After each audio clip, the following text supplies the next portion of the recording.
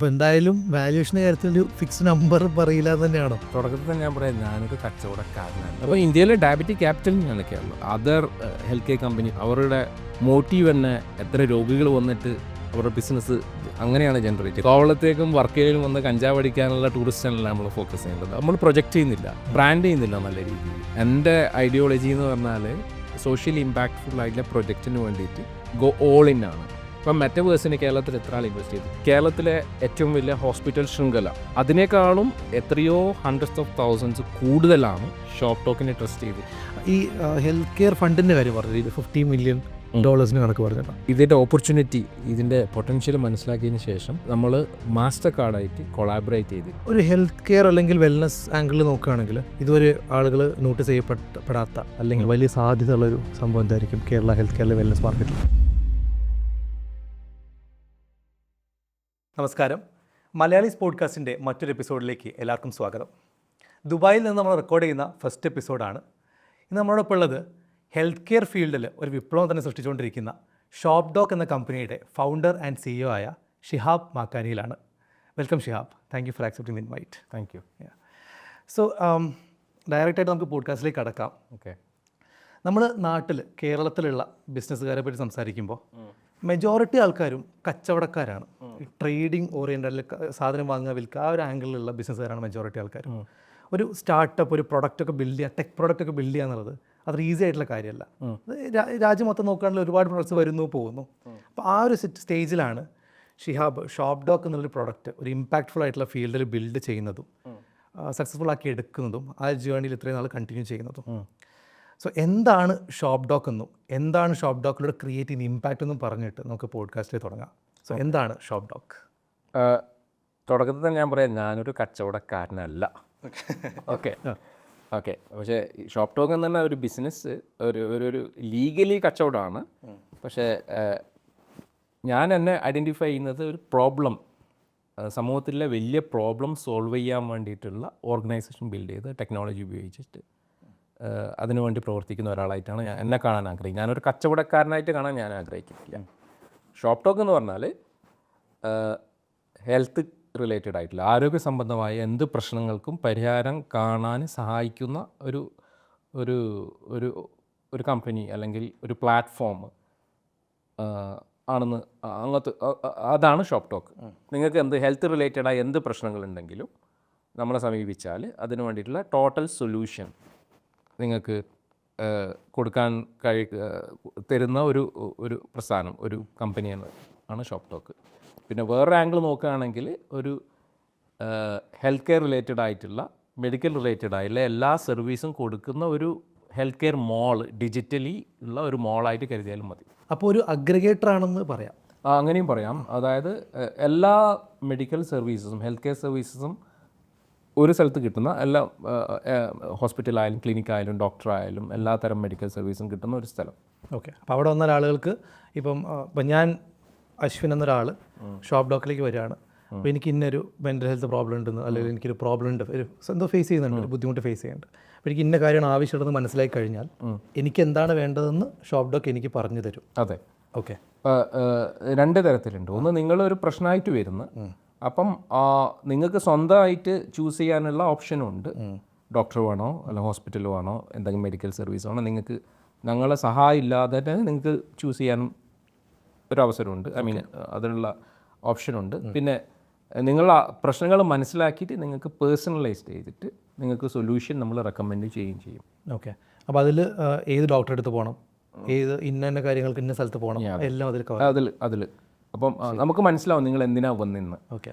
Shop ടോക്കിൻ്റെ നമ്മളെ ഡോറിലൂടെ കയറി വന്നാൽ നിങ്ങളെ ഇൻ്ററാക്ഷനിൽ നമുക്ക് മനസ്സിലാവും എന്താണ് നിങ്ങളുടെ പ്രശ്നം എന്ന്. അതിനനുസരിച്ചിട്ട് നല്ല സൊല്യൂഷൻസ്, അതായത് ഏത് ഡോക്ടറെ, ഏത് സ്പെഷ്യാലിറ്റി, ഏത് മെഡിക്കൽ സർവീസ്, ഏത് ചെക്കപ്പ്, ഏത് ട്രീറ്റ്മെൻറ്റ്, ഏത് സർജറി, അത് നിങ്ങൾക്ക് അതിന് റെക്കമെൻഡ് ചെയ്ത് തരും. മനസ്സിലായി. ഇപ്പോൾ ഏത് റീജിയനിലാണ്? പിന്നെ നിങ്ങൾക്ക് ഒരു പ്രശ്നവും ഇല്ലെങ്കിലും നമ്മളെ സമീപിക്കാം. നിങ്ങളുള്ള ഹെൽത്ത് മെയിൻറ്റെയിൻ ചെയ്യാൻ വേണ്ടിയിട്ടും അല്ലെങ്കിൽ വരാൻ സാധ്യതയുള്ള രോഗങ്ങൾ പ്രിവെൻറ്റ് ചെയ്യാൻ വേണ്ടിയിട്ടുള്ള അതും ചെയ്തു കൊടുക്കും. നിങ്ങൾ പ്രശ്നങ്ങൾ ഉണ്ടെങ്കിൽ മാത്രമല്ല, നിങ്ങൾക്ക് ഹെൽത്ത് റിലേറ്റഡായ എന്ത് കാര്യങ്ങളോ അത് ഇനി പുതിയ രോഗങ്ങൾ വരാതിരിക്കാനും അത് പ്രിവെൻറ്റ് ചെയ്യാൻ വേണ്ടിയിട്ടുള്ളതും മെയിൻറ്റെയിൻ ചെയ്യാനുള്ള കാര്യങ്ങൾ നമ്മൾ സർവീസിൽ കൊടുക്കും. ഓക്കെ. ഏത് വർഷം തൊട്ടാണ് ഷോപ്പ് ഡോക്ക് ഓപ്പറേറ്റ് ചെയ്ത് തുടങ്ങിയിട്ടുള്ളത്? 2018 സിഡ്നി ഓസ്ട്രേലിയയിലാണ് തുടങ്ങിയത്. പിന്നെ 2019 കേരളത്തിലേക്ക് വന്നു. ഇപ്പം എങ്ങനെയാ ഓസ്ട്രേലിയ ഒരു അപ്പോൾ ഞാൻ ഓസ്ട്രേലിയ ആയിരുന്നു താമസം. ഓക്കെ. അപ്പോൾ അവിടെ നിന്നാണ് ഈ ഐഡിയ വരുന്നത്? അവിടെ നിന്നാണ് ഐഡിയ വരുന്നത്. ശരി. ഒറ്റയ്ക്കാണോ കമ്പനിയിൽ ഓപ്പറേറ്റ് ചെയ്യുന്നത് അല്ലെങ്കിൽ തുടക്കത്തിൽ കോ ഫൗണ്ടേഴ്സ് ഉണ്ടായിരുന്നു, ഇപ്പോൾ ആരുമില്ല, ഇപ്പം സിംഗിൾ ഫൗണ്ടറാണ്. ശരി. ഓക്കെ.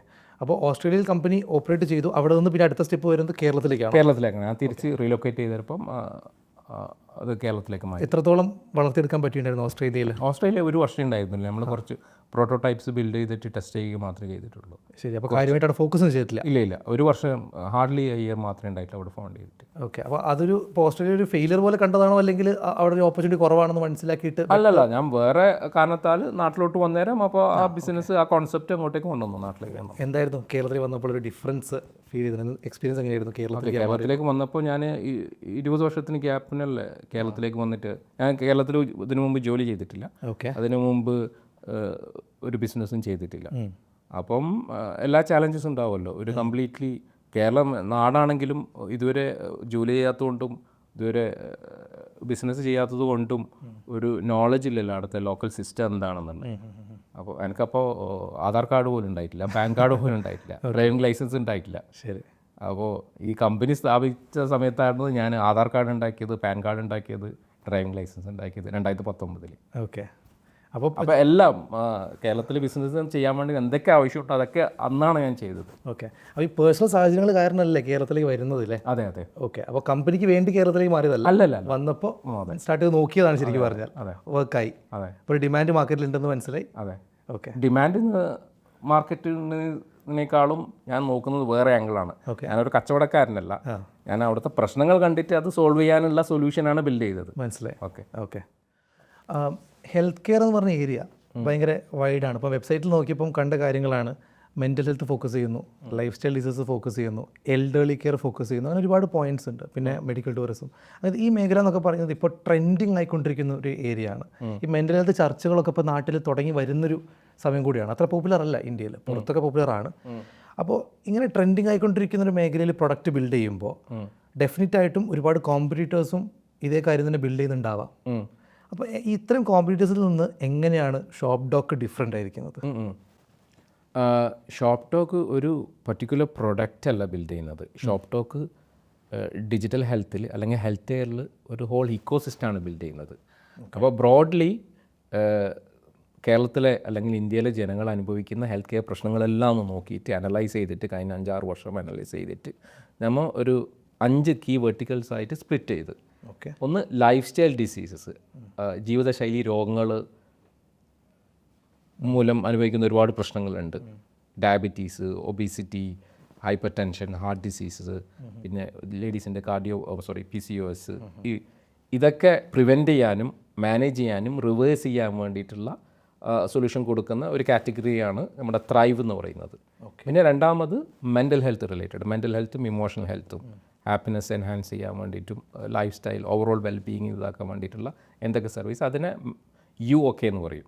ഓക്കെ. പിന്നെ മൂന്നാമത്തത് നിങ്ങൾ എൽഡർലി കെയർ എന്ന് പറയുന്നില്ല, അത് ഹോം കെയർ ആണ്. പിന്നെ ഈ ഒരു ഏഞ്ചൽ കെയർ എന്ന് പറഞ്ഞ ഒരു സർവീസാണ്. പ്രത്യേകിച്ച് അത് വിദേശങ്ങളിൽ താമസിക്കുന്ന മലയാളികളുടെ നാട്ടിലുള്ള പ്രായമായ പാരൻസിനെ സംരക്ഷിക്കാൻ, അതായത് ശുശ്രൂഷിക്കാൻ വേണ്ടിയിട്ട് വിദേശത്തുനിന്ന് അവരുടെ മക്കളോ ബന്ധുക്കളോ നമ്മൾ കോൺടാക്റ്റ് ചെയ്താൽ നാട്ടിൽ അവർക്ക് വേണ്ടിയിട്ട് എല്ലാ hospitalisation services, doctor consultation services, പിന്നെ ഹോം നേഴ്സിന് ആവശ്യമുണ്ടെങ്കിൽ ഹോം നേഴ്സിന് ആവശ്യം, അതിനുള്ള സൗകര്യങ്ങൾ കൊടുക്കുന്ന ഒരു ഒരു ഒരു സർവീസാണ് നമ്മൾ ഏഞ്ചൽ കെയർ എന്ന് പറയുന്നത്. അപ്പോൾ ആ ഏഞ്ചൽ കെയറിലൂടെ നമ്മൾ കേരളത്തിൽ 2000 സ്ത്രീകൾക്ക് അതിലൂടെ ജോബ് ക്രിയേറ്റ് ചെയ്യാനാണ്. ഉദാഹരണത്തിന് ഈ അത്രയും ഡിമാൻഡ്സ് ഉണ്ട് അതിന്. എത്രയോ മില്യൺസ് ഓഫ് മലയാളികൾ വിദേശത്തുണ്ടല്ലോ, അവരുടെ ഇമ്മീഡിയറ്റ് ഫാമിലി മെമ്പേഴ്സ് കേരളത്തിലുണ്ട്. ഓക്കെ. അപ്പോൾ അവർക്ക് എന്തെങ്കിലും ആരോഗ്യ പ്രശ്നം വരുമ്പം വിദേശങ്ങളിലെ ആൾക്കാരാണ് പല ഡിസിഷൻ എടുക്കുക, അതിനുള്ള പൈസ അയച്ചൊക്കെ കൊടുക്കുന്നത്. അപ്പം ഇവിടെ അവരെ നോക്കാൻ വേണ്ടിയിട്ട് ട്രസ്റ്റ് വർത്തിയായി ചിലപ്പോൾ ആൾക്കാരെ കിട്ടണമെന്നില്ല. അപ്പോൾ നമ്മളെ സമീപിച്ച് കഴിഞ്ഞാൽ അവർക്ക് വേണ്ടിയിട്ടുള്ള ഹോസ്പിറ്റലൈസേഷൻ, അപ്പോൾ അഡ്മിറ്റ് ആയിട്ടുണ്ടെങ്കിൽ അതിന് വേണ്ടിയിട്ടുള്ള ഏത് ട്രീറ്റ്മെൻറ്റ് വേണ്ടത്, ഏത് സർജറി വേണ്ടത്, പിന്നെ ഏത് ഡോക്ടറിനെ കാണിക്കേണ്ടത്, അവരെ വീട്ടിൽ നിന്ന് ഹോസ്പിറ്റലിലേക്ക് കൊണ്ടുപോകാനും തിരിച്ചു വരാനും, പിന്നെ ഹോം നേഴ്സിന് ആവശ്യമുണ്ടെങ്കിൽ അതിൻ്റെ സർവീസ് ഇതൊക്കെ കൊടുക്കാനുള്ള ഒരു കാറ്റഗറി, ഒരു വെർട്ടിക്കലാണ് നമ്മളെ shop talk Angel care services. അപ്പോൾ അതിലൂടെ നമ്മൾ എന്താ ചെയ്യാൻ പോകുന്നത്, 2000 സ്ത്രീകൾക്കുള്ള ജോബ് ക്രിയേറ്റ് ചെയ്യുന്നത്, അവരെ ട്രെയിൻ ചെയ്തിട്ട് അതിനെ എക്യുപ്പ് ആക്കാൻ വേണ്ടിയിട്ട്.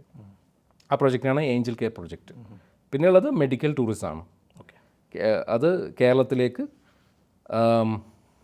കൂടുതൽ ഇൻ്റർനാഷണൽ പേഷ്യൻസിനെ എത്തിച്ചിട്ട് അവരുടെ എല്ലാ കാര്യങ്ങളും ചെയ്തു കൊടുക്കാൻ വേണ്ടിയിട്ടുള്ള ഒരു മെഡിക്കൽ ടൂറിസം. കേരളത്തിലേക്ക് വേണ്ടി മാത്രമല്ല, ഇതേ വെർട്ടിക്കൽസാണ് നമ്മൾ ദുബായിലും ലോഞ്ച് ചെയ്യുന്നത്.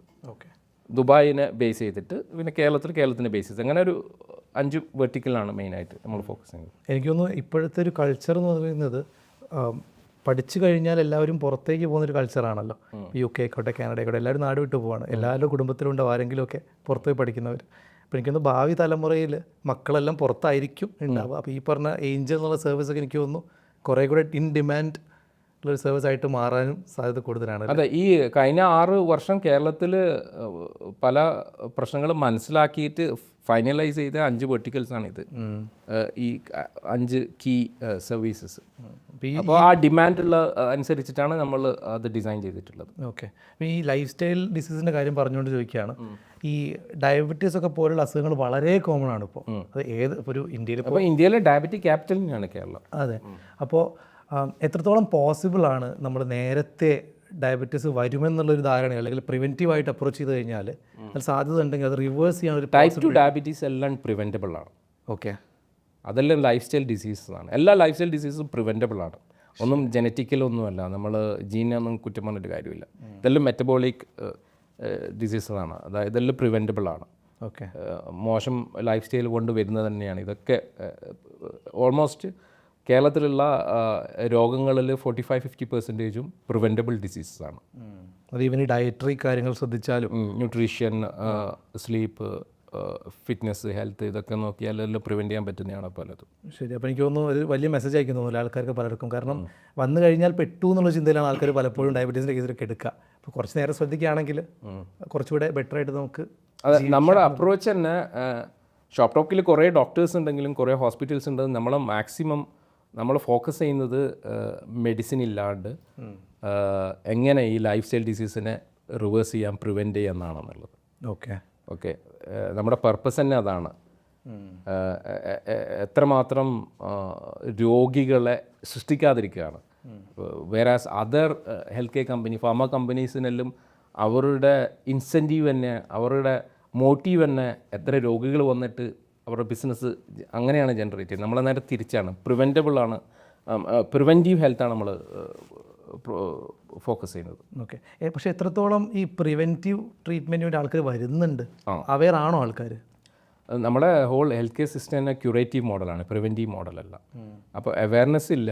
പിന്നെ അസുഖം വന്നാലേ ആൾക്കാർ ഹോസ്പിറ്റലിൽ പോകും, അതുവരെ എല്ലാ കാര്യങ്ങളും ചെയ്യും. അപ്പം ആ ആറ്റിറ്റ്യൂഡ്, ആ ഷിഫ്റ്റ് നടന്നുകൊണ്ടിരിക്കുന്നുണ്ട് ഇപ്പോൾ. കുറച്ചുകൂടെ അവയർനെസ് കൂടി. ശരി. Okay, all right. അപ്പോൾ നമ്മളിപ്പോൾ ഒരു പ്രൊഡക്റ്റ് ബിൽഡ് ചെയ്യുന്ന, പ്രൊഡക്റ്റിനെ പറ്റി നമ്മൾ സംസാരിച്ചു, ഡീറ്റെയിൽ സംസാരിച്ചു. ഞാൻ എപ്പോഴും ഒരു ഫൗണ്ടറിനെ കാണുമ്പം ചോദിക്കുന്നൊരു കാര്യമാണ്, ആ ഫൗണ്ടർ എങ്ങനെ ബിസിനസ് എന്നുള്ളൊരു മേഖലയിലേക്ക് എത്തിപ്പെട്ടു എന്നുള്ളത്. കാരണം അത്ര എളുപ്പമല്ല ഒരു ബിസിനസ് ബിൽഡ് ചെയ്തെടുക്കാൻ. അത് ഏത് നാട്ടിലായിക്കോട്ടെ, ഏത് പ്രൊഡക്റ്റ് ആയിക്കോട്ടെ, ഏത് ഫീൽഡായിക്കോട്ടെ. അപ്പോൾ എങ്ങനെയാണ് ഷിഹാബ് ഈ പ്രൊഡക്റ്റ് അല്ലെങ്കിൽ ഒരു ബിസിനസ് ഫീൽഡിലേക്ക് ഇറങ്ങാമെന്ന് തീരുമാനം എടുക്കുന്നത്? അതിനുള്ള ധൈര്യം എങ്ങനെയാണ് വരുന്നത്? ഫാമിലി ബാക്ക്ഗ്രൗണ്ട് ബിസിനസ്സിലുണ്ടോ? എങ്ങനെയാണ് ആ സ്റ്റോറി? എങ്ങനെയാണ്? ഫാമിലി ബിസിനസ് തന്നെ ആയിരുന്നു. ഒമാനിലായിരുന്നു ഫാമിലി ബിസിനസ്, ട്രഡീഷണൽ ബിസിനസ്സായിരുന്നു. പക്ഷേ ആ ഫാമിലി ബിസിനസ്സിൽ ഞാൻ ഇൻവോൾവ്ഡ് അല്ല. തുടക്കത്തിൽ കുറച്ച് മാസങ്ങൾ മാത്രമേ ഉണ്ടായിരുന്നുള്ളൂ. പിന്നെ ഞാൻ അടുത്ത 10 വർഷം ദുബായിൽ വർക്ക് ചെയ്തു. ഡിഫറെൻറ്റ് കമ്പനീസിൽ മൾട്ടിപ്പിൾ പൊസിഷൻസിൽ വർക്ക് ചെയ്തു. അതിനുശേഷം 10 വർഷത്തിന് വർക്ക് ചെയ്തതിന് ശേഷമാണ് ഞാൻ ആദ്യമായിട്ട് ബിസിനസ് തുടങ്ങുന്നത്. ഓക്കെ. എൻ്റർപ്രണർഷിപ്പിലേക്ക് അതിനുശേഷമാണ് ഞാൻ ഇറങ്ങിയത്. അതിനിടയ്ക്കുള്ള കരിയർ പാത്തൊക്കെ എങ്ങനെയായിരുന്നു? ഐവെയർ ഫീൽഡിൽ, പിന്നെ ഫാഷൻ, ലക്ഷറി ഫാഷൻ, അതിലൊക്കെയാണ് എൻ്റെ ഒരുപാട് വർഷം ജോലി. 10 വർഷം ജോലി ചെയ്തിട്ടുണ്ടായിരുന്നു. അത് ശരി. ഓക്കെ. എന്നിട്ടാണ് പ്രൊഡക്റ്റിലേക്ക് എത്തുന്നത്? എന്നിട്ടാണ് ഞാൻ എൻ്റർപ്രണർഷിപ്പിലേക്ക് എത്തുന്നത്. ഓക്കെ. അപ്പോൾ എൻ്റർപ്രണർഷിപ്പിലെ ഫസ്റ്റ് ഒരു എന്തായിരുന്നു? അതായത് 2-3 ബിസിനസ് ഞാൻ ചെയ്തിട്ടുണ്ട്. ഓക്കെ. ഒന്ന് ഈ ലക്ഷറി ട്രേഡിംഗ് ആണ്. ലക്ഷറി ഗുഡ്സ് യൂറോപ്പിൽ നിന്ന് ഇമ്പോർട്ട് ചെയ്തിട്ട് ട്രേഡ് ചെയ്യുന്നതാണ്.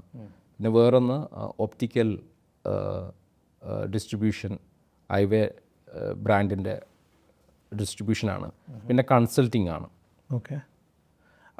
ഇടയ്ക്ക് നമ്മൾ നേരത്തെ സംസാരിച്ച സമയത്ത് ഒരു നെഗോഷിയേറ്റർ ആയിട്ട് റോൾ ചെയ്തൊരു കാര്യം പറയണ്ടായിരുന്നു. അപ്പോൾ പറയാമോ? ഒരു ഫേം, എൻ്റെ ഒരു സ്ട്രാറ്റജിസ്റ്റ് എന്ന് പറഞ്ഞൊരു കമ്പനി, എൻ്റെ കമ്പനീൻ്റെ പേര് മഗാനിയൽ ഗ്ലോബൽ സ്ട്രാറ്റജിസ്റ്റ് എന്നാണ് ആ കമ്പനീൻ്റെ പേര്. UK രജിസ്റ്റർ ചെയ്തിട്ട് യൂറോപ്പിൽ ഫോക്കസ് ചെയ്ത കമ്പനിയാണ്. ശരി, മാർക്കറ്റ്. അപ്പം നമ്മുടെ പ്രധാന റോളെന്ന് വെച്ചാൽ ചില മൾട്ടിനാഷണൽ ബ്രാൻഡ്സിനെ, ലക്ഷറി ഫാഷൻ ബ്രാൻഡ്സിനെ, പിന്നെ ഹൈലി ഇൻഫ്ലുവൻഷ്യൽ ഇൻഡിവിജ്വൽസിനെ ചില negotiation services, consulting service, advisory service കൊടുക്കുകയാണ്. അപ്പം ഞാനൊരു നെഗോഷിയേറ്റർ ആയിരുന്നു. അപ്പം അതിനു വേണ്ടിയിട്ട് പല വലിയ ഗ്ലോബൽ ബ്രാൻഡ്സിൻ്റെ നെഗോഷിയേഷന് പങ്കെടുത്തിട്ടുണ്ട്. അതിൻ്റെ ഉത്തരവാദിത്വം ഉണ്ടായിട്ടുണ്ട്. പല വലിയ കമ്പനികൾ. അതിപ്പോഴും ചെയ്യുന്നുണ്ടോ? ഇപ്പോഴും ചെയ്യുന്നുണ്ട്. ശരി. കൺസൾട്ടിങ് ആംഗിളിൽ തന്നെ? Consulting, advisory angle, negotiation. ശരി. പിന്നെ അപ്പോൾ ആ സ്കോപ്പ് വൈഡൻ ചെയ്തു. ഇപ്പോൾ ജസ്റ്റ് ലക്ഷറി ഫാഷനിലോ അല്ലെങ്കിൽ ഏതെങ്കിലും ഗ്ലോബൽ ബ്രാൻഡിന് വേണ്ടി മാത്രമല്ല, ചില ഇൻഡിവിജ്വൽസിന് ചെയ്യാൻ തുടങ്ങി. പിന്നെ ഈവൻ ചില ഗവൺമെൻറ് ഓർഗനൈസേഷന് പോലെ ആ കണക്ഷൻ നെറ്റ്വർക്ക് ബിൽഡ് ചെയ്തതരം പല റിക്വയർമെൻറ്റ്സും വന്നു. പല രീതിയിൽ നെഗോഷിയേഷൻ ചെയ്യേണ്ട വന്നു. ഓക്കെ. ജസ്റ്റ് ഒരു ട്രേഡിംഗ് നെഗോഷിയേഷൻ മാത്രമല്ല, അതിൻ്റെ സ്കോപ്പ് വൈഡൻ ചെയ്തു, പല രീതിയിലും ഉള്ള നെഗോഷിയേഷൻ. അപ്പോൾ അങ്ങനെ ആയിരിക്കും ഒരു പക്ഷേ ഈ ഹെൽത്ത് കെയർ ഫീൽഡിലെ നോളജും കാര്യങ്ങളൊക്കെ ബിൽഡ് ആവുന്നത് എന്ന് പറയാൻ പറ്റുമോ? കാരണം പല മേഖലയിലാണ് കരിയർ ഉണ്ടായിരുന്നത്. ഇപ്പം ഐവെയറിൻ്റെ കാര്യം പറഞ്ഞു, അല്ലെങ്കിൽ ലക്ഷറി ഫാഷൻ എന്നുള്ള ഒരു കാര്യം പറഞ്ഞു. അപ്പോൾ ആ മേഖലയിൽ നിന്ന് മെഡിക്കൽ ഫീൽഡ് ചൂസ് ചെയ്ത് ഒരു ബിസിനസ് ബിൽഡ് ചെയ്യാണ്, ഫോക്കസ്ഡ് ആയിട്ട് 7 years ആയിട്ട് ബിൽഡ് ചെയ്തുകൊണ്ടിരിക്കുകയാണ്. അപ്പോൾ അതെങ്ങനെയാണ് ആ ഒരു ഷിഫ്റ്റ്? ഇപ്പം പല ഫീൽഡിൽ നിന്ന് മെഡിക്കൽ അല്ലെങ്കിൽ ആ ഒരു ഫീൽഡിലെ പ്രശ്നങ്ങൾ പരിഹരിക്കണം എന്നൊരു തോട്ടിലേക്ക് എങ്ങനെയാണ് എത്തുന്നത്? ഓക്കെ. ഞാൻ ഓസ്ട്രേലിയയിലാണ് തുടങ്ങിയെന്ന് പറഞ്ഞില്ലേ. അപ്പോൾ ഞാൻ ഓസ്ട്രേലിയയിൽ ഒരു കമ്പനിക്ക് വേണ്ടി കൺസൾട്ടിങ് ചെയ്യായിരുന്നു. ഞാൻ ലെക്സോട്ടിക്ക എന്ന് പറഞ്ഞാൽ world's largest manufacture of prescription eye glasses, eyewear, ഈ റൈബൻ്റെ ഒക്കെ ഒരുവിധം എല്ലാ ഐവെയർ, ഐ കെയറിലെ റീറ്റെയിൽ ആണെങ്കിലും ഡിസ്ട്രിബ്യൂഷൻ ആണെങ്കിലും മാനുഫാക്ചറിങ് ആണെങ്കിലും ഈവൻ ഇൻഷുറൻസ് ആണെങ്കിലും അവർ അണ്ടറിലാണ്. One of the biggest monopolies in the world. അപ്പോൾ അവർക്ക് വേണ്ടിയിട്ട് സിഡ്നിയിൽ, ഓസ്ട്രേലിയയിൽ വർക്ക് ചെയ്യായിരുന്നു. അപ്പോൾ എൻ്റെ ഈ കസ്റ്റമർ എക്സ്പീരിയൻസ് മനസ്സിലാക്കിയപ്പോൾ അവിടുത്തെ എൽഡർലി ആൾക്കാർക്ക്, ഈ ഔട്ട് ബാക്കിലുള്ള ആൾക്കാർക്ക് സബർബിലും പിന്നെ സിറ്റിയിലും വന്നിട്ട് ഇയർലി ട്വൈസ് അവർക്ക് വരണം, കണ്ണ് ടെസ്റ്റ് ചെയ്യാൻ വേണ്ടിയിട്ടും ഡെൻ്റൽ ചെക്കപ്പിനൊക്കെ വേണ്ടിയിട്ടും. അപ്പം ആ പ്രശ്നം പരിഹരിക്കാൻ വേണ്ടിയിട്ടാണ് നമ്മൾ mobile I year and dental care എന്നിട്ട് മൊബീത് കെയർ എന്ന് പറഞ്ഞ കമ്പനി തുടങ്ങിയത്. ഷോപ്പ് ടോക്കിൻ്റെ ആദ്യ പേര് മൊബീത് കെയർ ആയിരുന്നു. ഷോപ്പ് ടോക്കിൽ ഇപ്പോൾ കേരളത്തിലെ ലീഗൽ നെയിം ഇപ്പോൾ മൊബീത് കെയർ തന്നെയാണ്. പേരൻറ് കമ്പനി പോലെ പേരൻറ് കമ്പനി ആയിട്ട്. അപ്പോൾ അത് റീബ്രാൻഡ് ചെയ്തിട്ടാണ് ഷോപ്പ് ടോക്ക് ഒന്നാക്കിയത്. ഓക്കെ. അപ്പോൾ അങ്ങനെയാണ് ഈ മേഖലയിലേക്ക് എത്തിപ്പെടുന്നത്. ഓക്കെ. അപ്പോൾ ഇതിൽ നമ്മൾ നേരത്തെ ഒരു ലിസ്റ്റ് ഓഫ് കാര്യങ്ങൾ പറഞ്ഞല്ലോ, ഷോപ്പ് ടോക്ക് മാനേജ് ചെയ്യുന്ന കാര്യങ്ങൾ അല്ലെങ്കിൽ ഹാൻഡിൽ ചെയ്യുന്ന കാര്യങ്ങൾ. അപ്പോൾ അതിൽ മെഡിക്കൽ ടൂറിസം എന്നുള്ളൊരു പോയിന്റ് എനിക്കൊന്ന് പലർക്കും, ഇപ്പം ഈ വീഡിയോ കാണുന്ന വ്യൂവേഴ്സിനോ ഒരു ഫുൾ ധാരണ ഇല്ലാത്തൊരു കാര്യമായിരിക്കും എന്താണ് മെഡിക്കൽ ടൂറിസം. അപ്പോൾ ഈ ഒരു മേഖലയിൽ ഇപ്പം ഒരാൾക്ക് ഒരു ബിസിനസ് അല്ലെങ്കിൽ എന്തെങ്കിലും ഒരു ബിൽഡ് ചെയ്യണം എന്ന ആഗ്രഹമുള്ള ഒരാൾക്ക് എത്രത്തോളം സാധ്യതകളാണ് ഈ ഫീൽഡിലുള്ളത്? ഒരു ബൂമിങ് സെക്ടറാണല്ലോ. അപ്പോൾ എത്രത്തോളം സാധ്യതകൾ ഒരാൾക്കുണ്ട് ഈ ഒരു ഫീൽഡിൽ ഒരു പ്രൊഡക്റ്റ് അല്ലെങ്കിൽ ബിസിനസ് ബിൽഡ് ചെയ്യാനുള്ള സാധ്യത? ഈ മെഡിക്കൽ ടൂറിസത്തിന് മൾട്ടിപ്പിൾ എലമെൻറ്റ്സ് ഉണ്ട്. ഇത് ബേസിക്കലി ഒരു അഗ്രിഗേഷനാണ്. ഒന്ന് മെഡിക്കൽ ആ ഫെസിലിറ്റീസ് ആയിട്ടുള്ള പാർട്ട്ണർഷിപ്പ്, പിന്നെ ആ ഈ ലോജിസ്റ്റിക്കലായിട്ടുള്ള ട്രാൻസ്പോർട്ടേഷൻ, പിന്നെ അക്കോമഡേഷൻ, പിന്നെ അവിടെ വരുന്നുള്ള പല സർവീസസ് ഉണ്ടാവുമല്ലോ, ഹോസ്പിറ്റലിൽ ആവശ്യമുള്ള ബൈസ്റ്റാൻഡർ സർവീസ്. ഇത് കോമ്പിനേഷൻ ഓഫ് സർവീസ് പാക്കേജ് ചെയ്തിട്ട് കൊടുക്കുന്നതാണ്. ഇപ്പോൾ ഈ മേഖലയിൽ എല്ലാവർക്കും ഓപ്പർച്യൂണിറ്റി ഉണ്ട്. ഇപ്പോൾ മെഡിക്കൽ ടൂറിസത്തിൻ്റെ മാർക്കറ്റ് കൂടുന്നതിനനുസരിച്ചിട്ട് അവിടുത്തെ ഓരോ ലോക്കൽ എക്കണോമിനെ ബൂസ്റ്റ് ചെയ്യുന്ന പല സംഭവവും, അതായത് ട്രാൻസ്പോർട്ടേഷൻ, ലോജിസ്റ്റിക്കൽ റിലേറ്റഡ്, പിന്നെ ബാക്കിയുള്ള ഈവൻ ജനറൽ ടൂറിസം ഓടെ അനുബന്ധിച്ചിട്ടുള്ള തന്നെയാണ് ഈ കാര്യങ്ങളും പലതും. ഇപ്പം ഒരു പേഷ്യൻ്റ് കേരളത്തിലേക്ക് വന്നു കഴിഞ്ഞാൽ എന്തൊക്കെയുണ്ട്, അവർക്ക് ഹോസ്പിറ്റലിൽ അവർ പേ ചെയ്യും, പിന്നെ അവിടെയുള്ള ഹോട്ടൽസിൽ, റെസ്റ്റോറൻറ്റ്സ്, ട്രാൻസ്പോർട്ടേഷൻ, എല്ലാ മിസലേനിയസ് കാര്യങ്ങൾക്കെല്ലാം അവിടെ ഓപ്പർച്യൂണിറ്റി കൂടിക്കൊണ്ട് തന്നെയാണ്. അപ്പം ഇതിനെ മെഡിക്കൽ ടൂറിസത്തിന് സ്പെസിഫിക് ആയിട്ട് എന്തെങ്കിലും സൊല്യൂഷൻ ബിൽഡ് ചെയ്യുകയാണെങ്കിൽ നല്ല ഓപ്പർച്യൂണിറ്റി ഉണ്ട്, ഒരു അഗ്രിഗേറ്റ് ചെയ്തിട്ട് ഒരു ബെറ്റർ സൊല്യൂഷൻ കൊടുക്കുകയാണെങ്കിൽ. ഓക്കെ, അപ്പോൾ നമ്മൾ ഷോപ്പ് ഡോക്കിൻ്റെ കാര്യം പറഞ്ഞ പോലെ തന്നെ ഇതൊരു അഗ്രിഗേഷനാണ് ബേസിക്കലി, അത് വിതിൻ മെഡിക്കൽ ടൂറിസം തന്നെ അഗ്രിഗേഷനാണ്. അതെ, ഓക്കെ. സോ ഒന്ന് ഇറങ്ങിക്കഴിഞ്ഞാൽ ആർക്കും ഒരു ബിസിനസ് ബിൽഡ് ചെയ്യാനുള്ള പോസിബിലിറ്റി അവിടെ ഉണ്ട്. അത് പറഞ്ഞപ്പോഴാണ് ഒരു കാര്യം മനസ്സിൽ വരുന്നത്. ഇപ്പം കേരളം എന്ന് പറയുന്നത് ഈ പറഞ്ഞ എല്ലാ കാര്യങ്ങളും ഉള്ളൊരു സ്റ്റേറ്റാണ്. അതായത് പ്രകൃതി ഭംഗി ആയിക്കോട്ടെ, നല്ല സ്ഥലങ്ങളായിക്കോട്ടെ, എല്ലാം ഉണ്ട്. ഈവൻ ഹെൽത്ത് കെയർ സ്റ്റാൻഡേർഡും നല്ല ഹൈ ആയിട്ടുള്ളൊരു സ്റ്റേറ്റാണ് കേരളം. പക്ഷേ കേരളം ഇപ്പോഴും ഹെൽത്ത് കെയർ അല്ലെങ്കിൽ മെഡിക്കൽ ടൂറിസത്തിൽ ഒരു ടോപ്പിലുണ്ടോയെന്ന് ചോദിച്ചാൽ ഡൗട്ടാണ്. സോ ആ ഒരു എന്തുകൊണ്ടാണ് കേരളം ലാഗ് ചെയ്യുന്നത് മെഡിക്കൽ ടൂറിസത്തിൽ? ഒന്ന് മൈൻഡ് സെറ്റാണ്, ആറ്റിറ്റ്യൂഡ്. ഇതൊക്കെ ഉണ്ടായിട്ടും നമ്മൾ ബെസ്റ്റ് അല്ല എന്നുള്ളൊരു തോന്നലുണ്ട്. ഓക്കെ, രണ്ടാമത് ഞാൻ പറയാം, ഇത് കേരളത്തിലാണ് ഇന്ത്യയിൽ ഏറ്റവും കൂടുതൽ 5 സ്റ്റാർ ഹോട്ടൽസ് ഉള്ളത്. ഓക്കെ, പക്ഷേ കേരളത്തിലേക്ക് എത്ര പ്രീമിയം ക്ലയൻസ് വരുന്നുണ്ട്, പ്രീമിയം ടൂറിസ്റ്റ് വരുന്നുണ്ട്? വളരെ കുറഞ്ഞ ശതമാനം മാത്രമേ കേരളത്തിലേക്ക് പ്രീമിയം ടൂറിസ്റ്റ് കമ്പയർഡ് ടു മറ്റ് സംസ്ഥാനങ്ങൾ. മറ്റ് സംസ്ഥാനങ്ങളല്ല, മറ്റുള്ള ഗ്ലോബൽ ഡെസ്റ്റിനേഷൻസ് നമ്മൾ കമ്പയർ ചെയ്യുക. നമ്മൾ മറ്റുള്ള സംസ്ഥാനങ്ങൾ കമ്പയർ ചെയ്യല്ല, നമ്മൾ ബ്രോഡായിട്ട് ചിന്തിക്കുകയാണെങ്കിൽ. കാരണം എന്ന് വെച്ചാൽ കണക്ടിവിറ്റി ഇഷ്യൂസ് ഉണ്ട്. ബിസിനസ് ക്ലാസ് വളരെ കുറവാണ് കേരളത്തിലേക്കുള്ള, കൊച്ചിയിലേക്കും തിരുവനന്തപുരത്തേക്കുള്ളേ ഉള്ളൂ. ബാക്കിയുള്ള എയർലൈൻസിലൊന്നും ബിസിനസ് ക്ലാസ് കപ്പാസിറ്റി ഇല്ല. ഈ മെഡിക്കൽ ടൂറിസം കോസ്റ്റ് എഫക്റ്റീവ്നെസ്സിന് വേണ്ടി മാത്രമല്ല, നമ്മൾ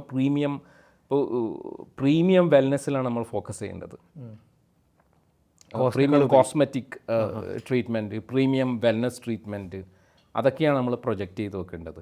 ഇപ്പോൾ കേരളത്തിലേക്കുള്ള ഇത്രയൊക്കെ 5 സ്റ്റാർ ഹോട്ടൽസ് ഉണ്ടെങ്കിലും ആ 5 സ്റ്റാർ ഹോട്ടൽസിലേക്ക് ഫില്ല് ചെയ്യാൻ വേണ്ടിയിട്ട് പ്രീമിയം ക്ലയൻസ് എയർ ഇന്ത്യ എക്സ്പ്രസ്സിനോ ഇൻഡിഗോക്കൊന്നും വരില്ലല്ലോ. എമിറേറ്റ്സ്, ഖത്തർ എയർവേസ്, അങ്ങനെ ഇൻ്റർനാഷണൽ ഡെസ്റ്റിനേഷനിലേക്ക് ബിസിനസ് ക്ലാസ് അല്ലെങ്കിൽ ഫസ്റ്റ് ക്ലാസ് സീറ്റ്സ് കൂടുതലുള്ള ഉണ്ടെങ്കിൽ മാത്രമേ ആ ബോട്ടിലിനൊക്കെ നമുക്ക് പരിഹരിക്കാൻ പറ്റൂ. പിന്നെ നമ്മളെ ആറ്റിറ്റ്യൂഡ്, ആ മൈൻഡ് സെറ്റ് മാറ്റണം. നമ്മൾ പ്രീമിയം ഡെസ്റ്റിനേഷനാണ്. ഞാൻ വേറൊരു പോഡ്കാസ്റ്റിൽ പറഞ്ഞിട്ടുണ്ട്, അതായത് വിദേശികൾക്ക്, വെള്ളക്കാർക്ക് കഞ്ചാവ് അടിക്കാൻ, അതായത് നമ്മളെ സാധാരണ ഞാനിങ്ങനെയാണ് പറഞ്ഞിട്ടുള്ളത്, കോവളത്തേക്കും വർക്കലയിലും വന്ന് കഞ്ചാവ് അടിക്കാനുള്ള ടൂറിസ്റ്റിനല്ല നമ്മൾ ഫോക്കസ് ചെയ്യേണ്ടത്. നമ്മൾ ഫോക്കസ് ചെയ്യേണ്ടത് കേരളത്തിൽ വന്ന് കൂടുതൽ സ്പെൻഡ് ചെയ്യാനുള്ള പ്രീമിയം കസ്റ്റമേഴ്സിനെ, പ്രീമിയം ടൂറിസ്റ്റിനെയാണ് നമ്മൾ ഫോക്കസ് ചെയ്യേണ്ടത്. അതോടൊപ്പം തന്നെയാണ് മെഡിക്കൽ ടൂറിസവും. ആ ആറ്റിറ്റ്യൂഡാണ് നമുക്ക് വേണ്ടത്. എന്തുകൊണ്ട് ദുബായ് ഒരു നന്നായിട്ട് ബൂം ചെയ്യുന്നത്? ദുബായിക്ക് ബാക്ക് പാക്കേഴ്സിനെ വേണ്ടെന്നാണ് പറയുന്നത് ടൂറിസം. ദുബായിക്ക് വേണ്ടത് പ്രീമിയം നല്ല ടൂറിസ്റ്റിനെയാണ് വേണ്ടത്. അപ്പോൾ അതിന് വേണ്ടിയിട്ട് നല്ല 5 സ്റ്റാർ ഹോട്ടൽ ബിൽഡ് ചെയ്ത് അതിന് ഇൻഫ്രാസ്ട്രക്ചർ ബിൽഡ് ചെയ്ത് അങ്ങനെയാണ് എക്കോണമിയുടെ, ടൂറിസം എക്കോണമി ബൂം ആകുന്നത്. ആ രീതിയിൽ ദുബായ് നന്നായി മാർക്കറ്റ്. അതെ, ആ കണക്ടിവിറ്റി. എമിറേറ്റ്സ് ദുബായിൻ്റെ ടൂറിസത്തിന് വലിയ ഗ്രോത്ത് അല്ലേ.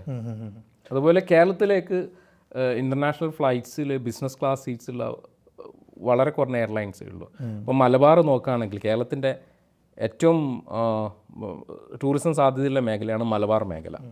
അപ്പോൾ മലബാർ മേഖല 2 എയർപോർട്ടുകളിൽ ആഴ്ചയിൽ 2 ഫ്ലൈ ദുബായ് ഫ്ലൈറ്റിൽ മാത്രമേ ബിസിനസ് ക്ലാസ് സീറ്റുള്ളൂ. ബാക്കി എമിറേറ്റ്സോ വേറെ ഇൻ്റർനാഷണൽ എയർലൈൻസോ ഒന്നും ഓപ്പറേറ്റ് ചെയ്യുന്നില്ല കണ്ണൂരോ കോഴിക്കോടോ. അപ്പം എനിക്കറിയുന്ന തന്നെ ചില പേഷ്യൻസ് വേറെ ഡെസ്റ്റിനേഷനിലേക്ക് ഞാൻ റീഡയറക്റ്റ് ചെയ്തിട്ടുണ്ട്. അവർ ഉദാഹരണത്തിന് ആ പേഷ്യൻസ് ആ പോയ സ്ഥലത്ത് $100,000 അടുത്ത് അവർ സ്പെൻഡ് ചെയ്തിട്ടുണ്ട് ട്രീറ്റ്മെൻറ്റിനും അക്കോമഡേഷനും ബാക്കി എല്ലാ സർവീസിനും വേണ്ടിയിട്ട്. അവർ എന്തുകൊണ്ട് കേരളത്തിലേക്ക് വന്നിട്ടില്ല? ആ കണക്ടിവിറ്റി ഇല്ല അവർക്ക്. ആ ഉദ്ദേശിച്ച ഹോസ്പിറ്റലിലേക്ക് വരാൻ വേണ്ടിയിട്ടുള്ള ബിസിനസ് ക്ലാസ് സീറ്റ്സ് ഇല്ല അവർക്ക്. അപ്പോൾ വേറെ ഡെസ്റ്റിനേഷനിലേക്ക് പോയി. അങ്ങനെ ഒരുപാട്. ഇപ്പം കോഴിക്കോട് ഇപ്പോൾ വലിയൊരു വെൽനസ് എന്തുകൊണ്ട് $400 million വേർത്തായിട്ടുള്ള $400 million ഇൻവെസ്റ്റ് ചെയ്തിട്ടുള്ള ഒരു പ്രൊജക്റ്റ് കെഫ് ഹോൾഡിങ് ഫൈസൽ എന്ന് പറഞ്ഞാൽ അവർ ബിൽഡ് ചെയ്തിട്ടുണ്ടല്ലോ. അപ്പോൾ അവിടത്തേക്കൊക്കെ അങ്ങനത്തെ സ്ഥലങ്ങളിലേക്കൊക്കെ ആ പ്രീമിയം ഡെസ്റ്റിനേഷനിലേക്കൊക്കെ കസ്റ്റമേഴ്സ്, ടൂറിസ്റ്റ്, മെഡിക്കൽ, അത് വെൽനസ് ടൂറിസ്റ്റ് വരണമെങ്കിൽ ആ കണക്ടിവിറ്റി നമ്മൾ കൊടുക്കണം. ആ കണക്ടിവിറ്റി നമുക്കില്ല. അതാണ് മെയിൻ ബോട്ടിൽ നെക്ക്. പിന്നെ ലോക്കൽ ലോജിസ്റ്റിക്കൽ ഇപ്പം ഹൈവേ ഒന്നായി വരുന്നുണ്ട്, എക്സ്പ്രസ് ഹൈവേ വരുന്നുണ്ട്. 2 വർഷം കൊണ്ട് 3 വർഷം കൊണ്ട് പൂർത്തിയായാൽ അത് ഭയങ്കരമായിട്ട് ആക്സിലറേറ്റ് ചെയ്യും. ഈ മെഡിക്കൽ ടൂറിസം, ജനറൽ ടൂറിസവും നന്നായിട്ട് ഗ്രോ ചെയ്യും. അതോടൊപ്പം മെഡിക്കൽ ടൂറിസവും ഗ്രോ ചെയ്യും. നമുക്ക് ആവശ്യമുള്ള എല്ലാ റിസോഴ്സും, മെഡിക്കൽ റിസോഴ്സും ഫെസിലിറ്റീസൊക്കെ ഉണ്ട്. ഗ്ലോബൽ സ്റ്റാൻഡേർഡ് തന്നെ നോക്കാം. ഗ്ലോബൽ സ്റ്റാൻഡേർഡ് തന്നെ ഉണ്ട്. The best in India and one of the best in the world എന്ന് തന്നെ പറയാം. ഓക്കെ. വെൽനെസ്സിനെ സംബന്ധിച്ചിടത്തോളം അത്ര നല്ല സ്ഥലങ്ങളും ഉണ്ടല്ലോ. വെൽനെസ് ട്രീറ്റ്മെൻറ്റ്, യോഗ, ആയുർവേദ, ഇതൊക്കെ അതൊന്നും നമ്മൾ യൂട്ടിലൈസ് ചെയ്യുന്നില്ല, ക്യാപിറ്റലൈസ് ചെയ്യുന്നില്ല. കാരണം നമ്മളൊന്ന് ആറ്റിറ്റ്യൂഡ് നമ്മളൊരു കുറഞ്ഞതായിട്ട് നമ്മൾ പ്രൊജക്റ്റ് ചെയ്യുന്നില്ല, ബ്രാൻഡ് ചെയ്യുന്നില്ല നല്ല രീതിയിൽ. ഒരു പ്രീമിയം ഡെസ്റ്റിനേഷനായിട്ട് ബ്രാൻഡ് ചെയ്യുന്നില്ല. ഞാൻ പറഞ്ഞില്ല, ബാക്ക് പാക്കേഴ്സിനെ നമ്മൾ കൂടുതൽ അട്രാക്ട് ചെയ്യുന്നത് നമ്മുടെ ടൂറിസം ഡെസ്റ്റിനേഷനിലേക്ക്. എനിക്കൊന്ന് കേരളത്തിന് ആ ഗോഡ്സ് ഓൺ കൺട്രി എന്നുള്ള ടാഗ് കൊടുക്കുന്ന ഒരു വലിയ മാർക്കറ്റിംഗ് മൂവ്മെന്റ് ആയിരുന്നു. മേ ബി അതുപോലെ ഈ മെഡിക്കൽ ടൂറിസത്തിനെയും പ്രൊമോട്ട് ചെയ്യാനുള്ള ഇനീഷ്യേറ്റീവ് കാര്യമായിട്ട് വരേണ്ടി വരും. പ്രീമിയം വെൽനസ് ടൂറിസ്റ്റിന് അതിൻ്റെ എല്ലാ കാര്യങ്ങളും നമ്മളടുത്ത് ഉണ്ട്. കണക്ടിവിറ്റി ഇഷ്യൂ ഉള്ളൂ. പിന്നെ ബ്രാൻഡിങ് ഉള്ള ആ മൈൻഡ് സെറ്റ് എങ്ങനെ പ്രൊജക്റ്റ് ചെയ്യുന്നുള്ള ഭയങ്കര ചേഞ്ച് ചെയ്യണം. എനിക്ക് ഡ്രാസ്റ്റിക്കലി ചേഞ്ച് ചെയ്യണം. എനിക്കൊന്ന് നമ്മൾ വിചാരിക്കാത്തൊരു ആംഗിളാണ് ഇപ്പോൾ പറഞ്ഞിട്ടുള്ളത്. കാരണം ഈ മെഡിക്കൽ ടൂറിസം നന്നാവണമെങ്കിൽ ഈ വരുന്ന റോഡുകളോ അല്ലെങ്കിൽ ഇക്കാര്യങ്ങളെല്ലാം അതിന് ഇമ്പാക്ട് ചെയ്യുന്നൊരു ആംഗിൾ പലപ്പോഴും നമ്മൾ ചിന്തിക്കാത്തൊരു ആംഗിളായിരിക്കും. ഓക്കെ. സോ അതുപോലെ മറ്റൊരു ചോദ്യമാണ്, ഇപ്പം മെഡിക്കൽ ടൂറിസത്തിലേക്ക് വരുന്ന സമയത്ത് നല്ല മെഡിക്കൽ സ്റ്റാൻഡേർഡ്സ് ഉള്ള, ഹെൽത്ത് കെയർ സ്റ്റാൻഡേർഡ്സ് ഉള്ള പല രാജ്യങ്ങളും, നമ്മൾ വേൾഡ് ക്ലാസ് ലെവലുള്ള രാജ്യങ്ങളും തന്നെ അവർ കുറേ ബോട്ടിൽ നെക്സ് ഫേസ് ചെയ്യുന്നുണ്ട്. ഇപ്പം മേ ബി അവർ കോസ്റ്റ് കൂടുതലായിരിക്കും, ബട്ട് എന്നാൽ പോലും ഇപ്പം UK ഒരു കേസ് എടുക്കാം. വൺ ഓഫ് ദി ബെസ്റ്റ് സിസ്റ്റമായിട്ടാണ് ഫ്രീ ഹെൽത്ത് കെയർ എന്നൊക്കെയാണ് അവരുടെ പരസ്യങ്ങളും കാര്യങ്ങളൊക്കെ. പക്ഷേ എൻ്റെ പേഴ്സണലി എൻ്റെ ഫ്രണ്ട്സിന് ഉണ്ടായ അനുഭവമാണ്, ആക്സിഡൻറ്റ് പറ്റി നമ്മൾ ഇന്ത്യയിലെ സ്റ്റാൻഡേർഡിൽ ക്രിട്ടിക്കലായിട്ട് നമ്മൾ കൺസിഡർ ചെയ്യുന്ന ലെവലിൽ ഹോസ്പിറ്റലിലേക്ക് കൊണ്ടുപോകുന്നു. അപ്പം ബോധമുണ്ടോ, അങ്ങനെയാണെങ്കിൽ വെയിറ്റ് ചെയ്യൂ. അവരെ ബോധമില്ലെങ്കിൽ മാത്രം അവർ ട്രീറ്റ്മെൻറ്റിലേക്ക് എടുക്കും. ഒരു 12-13 മണിക്കൂർ കഴിഞ്ഞിട്ട്, അപ്പോൾ ഇന്ന് രാത്രി വന്നെങ്കിൽ അടുത്ത ദിവസം ഉച്ചയ്ക്കാണ് അവരെ ട്രീറ്റ്മെൻറ്റ് ചെയ്യുന്നത്. ഇവിടെ ഗ്ലാസ് ഒക്കെ ആക്സിഡൻ്റ് ആയിരുന്നു. അപ്പോൾ അങ്ങനത്തെ പോരായ്മകൾ ഈ വലിയ കൺട്രീസിലുണ്ട്. സോ അതും ഒരു ബോട്ടിൽ നെക്കല്ലേ. ഇപ്പോൾ എന്തുകൊണ്ടാണ് അങ്ങനത്തെ വലിയ രാജ്യങ്ങളിൽ പോലും ഇത്തരത്തിലുള്ള പ്രശ്നങ്ങൾ വരുന്നത്? എന്തായിരിക്കും അതിന് കാരണം? അവിടെ മെഡിക്കൽ റിസോഴ്സസ് ഇല്ലാത്തത് കൊണ്ടല്ലേ. അത് adequate number of medical resources ഇല്ലാത്തത് കൊണ്ടാണ് അവിടെ ആൾക്കാർ വെയിറ്റിംഗ് ലിസ്റ്റിൽ, അതായത് അത്ര ഡോക്ടേഴ്സ് അവിടെ ഇല്ലാത്തതുകൊണ്ടാണ് ആൾക്കാർ വെയിറ്റിങ്ങിലുള്ളത്. ഓക്കെ. NHSൻ്റെ സിസ്റ്റം അത്രയും ഓവർ ബർഡൻ ചെയ്യാനുള്ള കാരണം ഇംഗ്ലണ്ടിലെ സിസ്റ്റം കാരണം അത്ര ഡോക്ടേഴ്സും അത്ര ഫെസിലിറ്റീസും ഇല്ലാത്തത് കൊണ്ടാണ്. Okay. Quality of health care ഉണ്ടാവും, പക്ഷേ ഈ ഹെൽത്ത് കെയർ ആ ടൈമിൽ കിട്ടിയില്ലെങ്കിലും കാര്യമില്ലല്ലോ. ഓക്കെ. കേരളത്തെ സംബന്ധിച്ചിടത്തോളം അബൻഡൻസ് ഓഫ് റിസോഴ്സസ് ഉണ്ട്. പിന്നെ നല്ല പ്രോപ്പർ സിസ്റ്റം ഉണ്ട്. പബ്ലിക് ഹെൽത്ത് സ്ട്രോങ് ആണ്. പിന്നെ പ്രൈവറ്റ് അത്രയും എന്താ പറയേണ്ടത്, വെൽ ഓർഗനൈസ്ഡ് ആണ് കേരളത്തിനെ സംബന്ധിച്ചിടത്തോളം. അപ്പോൾ എനിക്ക് തോന്നുന്നു ഒരു അഡ്മിനിസ്ട്രേറ്റീവ് ലെവലിൽ ചെറിയ ചെറിയ ചേഞ്ചുകൾ വരുത്തിയാൽ വലിയ രീതിയിലുള്ളൊരു സാധ്യത കേരളത്തിൽ മെഡിക്കൽ ടൂറിസത്തിലുണ്ട്. ഓക്കെ. ഇപ്പോൾ കേരളത്തിലെ മെഡിക്കൽ ടൂറിസം വളരണമെങ്കിൽ പ്രധാനമായിട്ട് കണക്ടിവിറ്റി ഇഷ്യൂ ആണ്. അതായത് പ്രീമിയം എയർലൈൻസിന് കൂടുതൽ കപ്പാസിറ്റി കൂട്ടണം എന്നുള്ളത്. അത് കേരളം തീരുമാനിച്ചാൽ നടക്കില്ല. അത് സെൻട്രൽ ഗവൺമെൻറ്റിൻ്റെ എയർലൈൻ പോളിസി ഉണ്ട്, ഏവിയേഷൻ പോളിസി ഉണ്ട്. അത് ചേഞ്ച് ചെയ്താലേ കേരളത്തിന് കൂടുതൽ എയർലൈൻസ്, ഇൻ്റർനാഷണൽ എയർലൈൻസ് വരാനും ഈ വലിയ വലിയ എയർലൈൻസ് ഡെസ്റ്റിനേഷൻ പ്രൊമോട്ട് ചെയ്യും. അപ്പം കേരളത്തിൽ ഫോറിൻ എയർലൈൻസ് വളരെ കുറവാണ് കേരളത്തിൻ്റെ ഡെസ്റ്റിനേഷനിലേക്ക്. അപ്പം ഇപ്പോൾ എമിറേറ്റ്സിലും കൂടുതൽ ഫ്രീക്വൻസി കൂടിയാൽ, അല്ലെങ്കിൽ ഇത്തിഹാദ് അല്ലെങ്കിൽ ഖത്തർ എയർവേസിനെല്ലാം കൂടുതൽ flights, wide body aircraft flights കൊടുത്താൽ അവർ കേരളത്തിലെ ഡെസ്റ്റിനേഷൻ പ്രൊമോട്ട് ചെയ്യും. അതാണ് Keralam as a God's own country promote ചെയ്യുന്നതിനേക്കാളും, Kerala government, Kerala tourism board promote ചെയ്യുന്നതിനേക്കാളും എഫക്റ്റീവാണ് ഈ ഇൻ്റർനാഷണൽ എയർലൈൻസും ഇൻ്റർനാഷണൽ ഹോട്ടൽസും ഗ്ലോബലി കേരളത്തിനെ പ്രൊജക്റ്റ് ചെയ്യും, പ്രൊമോട്ട് ചെയ്യുന്നു. അപ്പോൾ ആ കണക്ടിവിറ്റി ഇഷ്യൂ അവിടെ പോയി. പിന്നെ ലോക്കൽ ലോജിസ്റ്റിക്സ്, ട്രാൻസ്പോർട്ടേഷൻ, ഇപ്പം എക്സ്പ്രസ് ഹൈവേ വരുന്നുണ്ട്, വന്ദേ ഭാരത് വന്ന്, ഇതൊക്കെ നന്നായിട്ടുണ്ട്. നല്ല ഹോസ്പിറ്റൽസ് ഉണ്ട്. പിന്നെ ആ ബ്രാൻഡിങ്ങും മാർക്കറ്റിങ്ങും സ്ട്രാറ്റജി മാറ്റുക. കുറച്ചും കൂടെ നമ്മളൊരു പ്രീമിയം ആണെന്ന് പ്രൊജക്റ്റ് ചെയ്യുക. ഇത്ര മാത്രമേ ഉള്ളൂ. അപ്പോൾ ഈ ഹെവി ഡ്യൂട്ടി കാര്യങ്ങളെല്ലാം ചെയ്യുന്നതിന് കുറച്ച് അങ്ങോട്ടും ഇങ്ങോട്ടും കുറച്ച് എന്താ പറയേണ്ടത്, ഫൈനൽ ചില കാര്യങ്ങൾ ചെയ്താൽ മതി. അപ്പോൾ ഈ വലിയ മെഡിക്കൽ ടൂറിസത്തിന് വലിയ ആക്സിലറേഷൻ, വലിയ ഗ്രോത്ത് ഉണ്ടാകും കേരളത്തിൽ. ഓക്കെ. അപ്പോൾ മെഡിക്കൽ ടൂറിസത്തിൻ്റെ ഒരു ഗ്രോത്തിനെ പറ്റി നമ്മൾ പറഞ്ഞു. അപ്പം ഷോപ്പ് ഡോക്ക് എത്രത്തോളം ഈ ഒരു ഗ്രോത്ത് പൊട്ടൻഷ്യലിലേക്ക് കോൺട്രിബ്യൂട്ട് ചെയ്യുന്നുണ്ട്? ഓക്കെ, ഷോപ്പ് ടോക്ക് ഈ പൊട്ടൻഷ്യൽ മനസ്സിലാക്കിയതിന് ശേഷം ഈ മെഡിക്കൽ ടൂറിസത്തിനായിട്ട് ഒരു ഡിവിഷൻ, ഒരു പുതിയ വെർട്ടിക്കൽ ക്രിയേറ്റ് ചെയ്തു. മെഡെക്സ് എന്നാണ് അതിനെ പറയുക, അതിന് പേരിട്ടുള്ളത് മെഡെക്സ്. അപ്പോൾ മെഡെക്സ് ഇതിൻ്റെ ഓപ്പർച്യൂണിറ്റി, ഇതിൻ്റെ പൊട്ടൻഷ്യൽ മനസ്സിലാക്കിയതിന് ശേഷം നമ്മൾ മാസ്റ്റർ കാർഡായിട്ട് കൊളാബറേറ്റ് ചെയ്തിട്ട് ഒരു പുതിയ ഫിൻടെക് പ്രൊഡക്റ്റ് ഇറക്കുന്നുണ്ട് ഗ്ലോബലി. ഓക്കെ. അപ്പം മെഡിക്കൽ ടൂറിസം റിലേറ്റഡ് ആയിട്ടുള്ള എല്ലാ സർവീസസും ആ കാർഡിലൂടെ പേ ചെയ്താലുള്ള ബെനിഫിറ്റ്സും അതിനുള്ള ഒരുപാട് പെർക്സും പിന്നെ അതിൻ്റെ ഹോൾ പ്രോസസ്സിങ് എല്ലാം യൂണിഫൈ ചെയ്തിട്ടുള്ള ഒരു പേയ്മെൻറ്റ് സിസ്റ്റമാണ് നമ്മൾ ലോഞ്ച് ചെയ്യാൻ പോകുന്നത്. അപ്പോൾ ലോകത്തെ എവിടെയുള്ള ആൾക്കാർക്കും ഗ്ലോബലി ഇത് യൂസ് ചെയ്യാം? അത് ഗ്ലോബലി യൂസ് ചെയ്യാൻ പറ്റും. ഈ സ്പെസിഫിക്കലി ഈ ഒരു ആവശ്യത്തിന് വേണ്ടി മാത്രം? അതെ. എനിക്ക് കൂടുതൽ ഡീറ്റെയിൽസ് ഇപ്പം പറയാൻ പറ്റില്ല.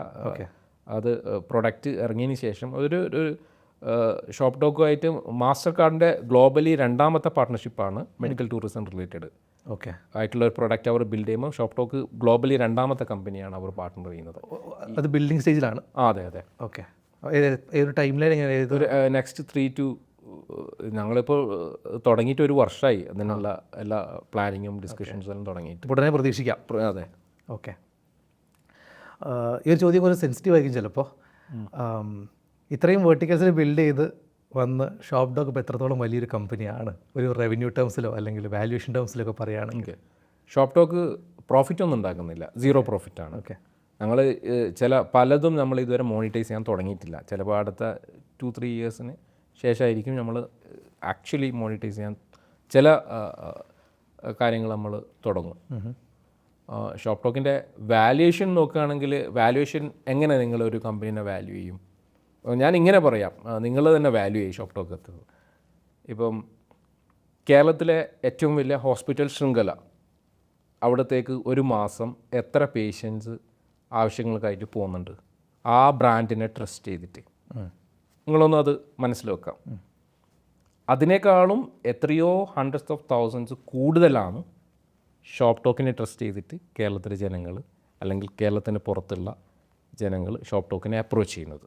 എന്താണ് വാല്യുവേഷൻ എന്ന് പറഞ്ഞാൽ, നിങ്ങളിപ്പോൾ ഒരു അസറ്റോ ഒരു പ്രോപ്പർട്ടിയോ ഒരു ബിസിനസ്സോ ഒരു പ്രൊഡക്റ്റോ വാല്യൂ ചെയ്യുമ്പോൾ അതിന് എത്രമാത്രം ഡിമാൻഡ് ഉണ്ട്, എത്രമാത്രം ആൾക്കാർ അതിനെ ട്രസ്റ്റ് ചെയ്യുന്നുണ്ട്, എത്രമാത്രം ട്രാൻസാക്ഷൻ അവിടെ നടക്കുന്നുണ്ട്, ഇതെല്ലാം നോക്കിയിട്ടാണല്ലോ ഇതിനെ വാല്യൂ ചെയ്യുക. അപ്പം ഞാൻ പറഞ്ഞു, ഇനി നിങ്ങൾ വാല്യൂ ചെയ്തോ ഷോപ്പ് ടോക്കിന് എത്രമാത്രം വാല്യൂ ഉണ്ടെന്നുള്ള കാര്യം. ഒരു പെർസീവ്ഡ് വാല്യൂ എന്നുള്ളൊരു സാധനം. അതെ അതെ. ഓക്കെ. അതായത് ഞാൻ ചുരുക്കി പറഞ്ഞാൽ, ഞാൻ ഒന്നും കൂടെ റിപ്പീറ്റ് ചെയ്യാം, കേരളത്തിലെ ഏറ്റവും വലിയ ഹോസ്പിറ്റൽ ശൃംഖലയിലേക്ക് എത്ര പേഷ്യൻസ് ഒരു മാസം പോകുന്നുണ്ട് അതിനേക്കാളും കൂടുതലാണ് ഷോപ്പ് ടോക്ക് എന്ന് പറഞ്ഞ ഒരു ബ്രാൻഡിനെ ട്രസ്റ്റ് ചെയ്തിട്ട് ഈ പേഷ്യൻസ് ഷോപ്പ് ടോക്കിനെ അപ്രോച്ച് ചെയ്യുന്നത്. ഷോപ്പ് ടോക്കിൻ്റെ ഡിജിറ്റൽ ഡോറിലൂടെ കിടക്കുന്നത്, നമുക്ക് ഫിസിക്കൽ ഡോറില്ല, ഡിജിറ്റൽ ഡോറിലൂടെ വന്നിട്ട് സർവീസസ് ചോദിക്കുന്നത്. ഇത് എങ്ങനെയാണോ ഇത് വരുന്നത്? വെബ്സൈറ്റ് വഴിയാണോ? അതെ. ഓക്കെ. വെബ്സൈറ്റ് വഴി വരുന്നുണ്ട്, വാട്സപ്പ് വഴി വരുന്നുണ്ട്. Okay, right. അപ്പോൾ അതിന് നമ്മളൊരു നമ്പർ വെച്ചിട്ട് അളക്കുന്നില്ല എന്നാണ് പറഞ്ഞിരുന്നത്? ഞാൻ പറഞ്ഞു, അത് ഹൺഡ്രഡ്സ് ഓഫ് തൗസൻഡ്സ് ആണ് എവറി മന്ത്. ഓക്കെ. അപ്പോൾ അത് പിന്നെ ഷോപ്പ് ടോക്ക് നമ്മളത് ഹോൾ ഇക്കോസിസ്റ്റം ബിൽഡ് ചെയ്യുന്നതല്ലേ. അപ്പം ഷോപ്പ് ടോക്ക് ഈ മെഡിക്കൽ ടൂറിസം റിലേറ്റഡ് കാര്യത്തിന് വേണ്ടി മാത്രം നെക്സ്റ്റ് 5 years $50 million ഇൻവെസ്റ്റ് ചെയ്യാൻ പോകുന്നത്. അപ്പോൾ ഒരു 400 crores over the period of 5 years. പിന്നെ ഈ മാസ്റ്റർ കാർഡ് എന്ന് പറഞ്ഞാൽ ഈ പർട്ടിക്കുലർ പ്രൊഡക്റ്റിൻ്റെ പ്രൊജക്റ്റ് ചെയ്തിട്ടുള്ള ട്രാൻസാക്ഷൻ തന്നെ നെക്സ്റ്റ് 7 years $1 billion ആണ്. ഓക്കെ. അപ്പോൾ ഈ 3 കാര്യങ്ങൾ കമ്പൈൻ ചെയ്തിട്ട് പിന്നെ 7 വർഷമായിട്ടുള്ള നമ്മുടെ നോ ഹൗ, നമ്മുടെ ഇൻസൈറ്റ്സ്, ഓക്കെ, എന്തൊക്കെ ഹെൽത്ത് കെയർ നീഡ്സ് ആണ്, എന്തൊക്കെയാണ് ആക്ഷനബിൾ ആയിട്ടുള്ള ഇൻസൈറ്റ്സ്, ഓക്കെ, ഇതൊക്കെ ഒന്ന് കമ്പൈൻ ചെയ്തിട്ട് ഒന്ന് വാല്യൂ നിങ്ങൾ തന്നെ നിർണ്ണയിച്ചു. ഓക്കെ. എനിക്ക് തോന്നുന്നു ഇന്നത്തെ ഒരു സ്റ്റാർട്ടപ്പ് കൾച്ചറിലും VC കൾച്ചറിലും ഒക്കെ പ്രോഫിറ്റ് എന്നുള്ളൊരു നമ്പറിനേക്കാൾ ഉപരി ഇമ്പാക്റ്റിനാണെന്ന് തോന്നുന്നു വാല്യൂ കൊടുക്കപ്പെടുന്നത്. Potential future value. ഇപ്പം അതായത് കുറച്ച് വർഷം കഴിഞ്ഞാൽ ഷോപ്പ് ടോക്കിനായിരിക്കും ഏറ്റവും കൂടുതൽ അറിയുന്നത് കേരളത്തിലെ ജനങ്ങൾക്ക് എന്താണ് ഹെൽത്ത് കെയറിൽ എല്ലാ ഹെൽത്ത് കെയർ കമ്പനീനെ കമ്പയർ ചെയ്താൽ ഷോപ്പ് ടോക്ക് ആയിരിക്കും കേരളത്തിൽ ഹെൽത്ത് കെയർ റിലേറ്റഡ് ആയിട്ടുള്ള കൂടുതൽ ആൻസേഴ്സ് ഉള്ളത് ഷോപ്പ് ടോക്കിനായിരിക്കും. പിന്നെ ഷോപ്പ് ടോക്കിനായിരിക്കും ഏറ്റവും കൂടുതൽ ഡോക്ടേഴ്സ് അവരുടെ സമയം കമ്മിറ്റ് ചെയ്തിട്ടുണ്ടാക്കുക. ഓക്കെ. ഏറ്റവും സാലറി വാങ്ങുന്ന ഒരു പ്രൊഫഷനാണല്ലോ ഡോക്ടേഴ്സ്. അപ്പോൾ എത്രയോ നമ്പേഴ്സ് ഓഫ് ഡോക്ടേഴ്സ് അവരുടെ വാല്യുബിൾ ടൈം കമ്മിറ്റ് ചെയ്തിട്ടുണ്ടാക്കുക ഷോപ്പ് ടോക്കിനായിരിക്കും. അപ്പോൾ എന്തായാലും വാല്യുവേഷൻ്റെ കാര്യത്തിൽ ഒരു ഫിക്സ്ഡ് നമ്പർ പറയില്ല എന്ന് തന്നെയാണോ?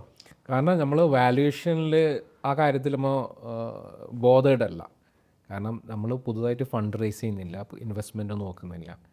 അപ്പോഴേ നമുക്ക് അതിനുള്ള കാര്യം ചിന്തിക്കണ്ടു. പിന്നെ ഇനി ഏർലി സ്റ്റേജിൽ ഇൻവെസ്റ്റ് ചെയ്ത കുറച്ച് ഫ്രണ്ട്സിനൊക്കെ നമ്മൾ എക്സിറ്റ് കൊടുക്കാൻ പോവുകയാണ്. അങ്ങനെ the whole 100% I want to control completely. അപ്പോൾ ഫ്യൂച്ചറിൽ ഞാൻ ഈ കമ്പനി തന്നെ നോൺ പ്രോഫിറ്റ് ആയിട്ടും കൺവേർട്ട് ആകാൻ സാധ്യതയുണ്ട്. ഓക്കെ. അപ്പോൾ ഈ വാല്യുവേഷൻ നമ്മളെ ഒന്നും ബാധിക്കുന്നില്ല. കാരണം നമ്മൾ പുതിയ ഫണ്ട് റേസ് ചെയ്യുന്നില്ല, നമ്മൾ വീസിൻ്റെ അടുത്ത് പോകുന്നില്ല, നമ്മൾ പുതിയ ഇൻവെസ്റ്റേഴ്സിന് പിച്ച് ചെയ്യുന്നില്ല. അപ്പോൾ നമ്മൾ നമ്മൾ എക്സിറ്റ് ഒന്നും നോക്കുന്നില്ല. വലിയൊരു ഓർഗനൈസേഷൻ, വലിയൊരു ഇൻസ്റ്റിറ്റ്യൂഷനായിട്ട് ബിൽഡ് ചെയ്യും കാലാകാലത്തോളം. അങ്ങനെയാണ് ഞാൻ തുടക്കത്തിൽ പറഞ്ഞ ഞാനൊരു കച്ചവടക്കാരനല്ലാണ്, ഒരു പർപ്പസ് ഡ്രിവൺ ബിസിനസ്സാണിത്. അത് പർപ്പസ് ഡ്രിവൺ എൻറ്റിറ്റിയാണ്. പർപ്പസ് ഡ്രിവൺ നമ്മളൊരു മിഷൻ ആ വിഷനിലൂടെ തുടങ്ങിയാണ്. അപ്പം വാല്യൂഷൻ നമ്മളെ ബാധിക്കുന്നില്ല. ഇത് ഫുള്ളി 100% പ്രൈവറ്റ് ഓൺ. ഇപ്പം ആരൊക്കെ ഇനി തുടക്കത്തിലുള്ള ഇൻവെസ്റ്ററിന് പോലും എക്സിറ്റ് കൊടുത്തിട്ട് കംപ്ലീറ്റ് ഞാൻ ബൈ ബാക്ക് ചെയ്യാൻ പോവുകയാണ്. എനിക്ക് തോന്നുന്നു ഒരുപാട് ഫൗണ്ടേഴ്സ് ഇന്നത്തെ ഒരു ട്രെൻഡ് എന്ന് പറയുന്നത് കമ്പനി ഉണ്ടാക്കുക, ഗ്രോ ചെയ്യുക, സ്കെയിൽ ചെയ്യുക, എക്സിറ്റ് ചെയ്യുക. ഒരു ടിപ്പിക്കൽ സ്റ്റാർട്ടപ്പ് മോഡലല്ല നമ്മൾ ഇതുവരെ ഫങ്ഷൻ ചെയ്തിട്ടുള്ളത്. ഓക്കെ. നമ്മൾ എന്തുകൊണ്ട് മോണിറ്റൈസ് ചെയ്തിട്ടില്ല, എന്തുകൊണ്ട് പ്രോഫിറ്റ് ഫോക്കസ് ചെയ്തിട്ടില്ല, അതൊരു നിങ്ങൾക്ക് തോന്നിയിട്ടുണ്ടാകും ഒരു ടിപ്പിക്കലായിട്ടുള്ള സ്കെയിൽ ചെയ്യുന്ന സ്റ്റാർട്ടപ്പിൻ്റെ മോഡലാണ്. പക്ഷേ നമ്മൾ ആ രീതിയിലല്ല നമ്മൾ പോകുന്നത്. നമ്മൾ പുതിയ ഇൻവെസ്റ്റ്മെൻറ്റോ ഫണ്ട് റൈസിങ്ങോ ഒന്നും ചെയ്യുന്നില്ല, അതിൻ്റെ ആവശ്യമില്ല. അപ്പോൾ ഉള്ള തുടക്കത്തിൽ ചെയ്ത ഇൻവെസ്റ്റേഴ്സിന് എക്സിറ്റ് കൊടുത്തിട്ട് കംപ്ലീറ്റ്ലി ഒരു സിംഗിൾ ഓൺഡ് എൻറ്റിറ്റി ആയിട്ട് മാറ്റാനാണ് ഞാൻ നോക്കുന്നത്. ഓക്കെ. അപ്പം ഈ വാല്യുവേഷന് അതിനെക്കുറിച്ചിട്ട് വേവലാതിയൊന്നും വേണ്ടല്ലോ. ഇതുപോലെ പുറത്തുനിന്ന് ഇൻവെസ്റ്റ്മെൻറ്റ്സ് നോക്കുന്നുണ്ടോ? റേസ് ചെയ്യാൻ പ്ലാൻ ഉണ്ടോ ഉടനെ ഷോപ്പ് ഡോക്കിന്, അല്ലെങ്കിൽ സെൽഫായിട്ട് റൺ ചെയ്യാനുള്ളൊരു പ്ലാനിലാണോ? ഷോപ്പ് ടോക്ക് തന്നെ ഒരു ഹെൽത്ത് കെയർ ഫണ്ടാണ്, ഒരു ഇക്കോസിസ്റ്റമാണ്. ഓക്കെ.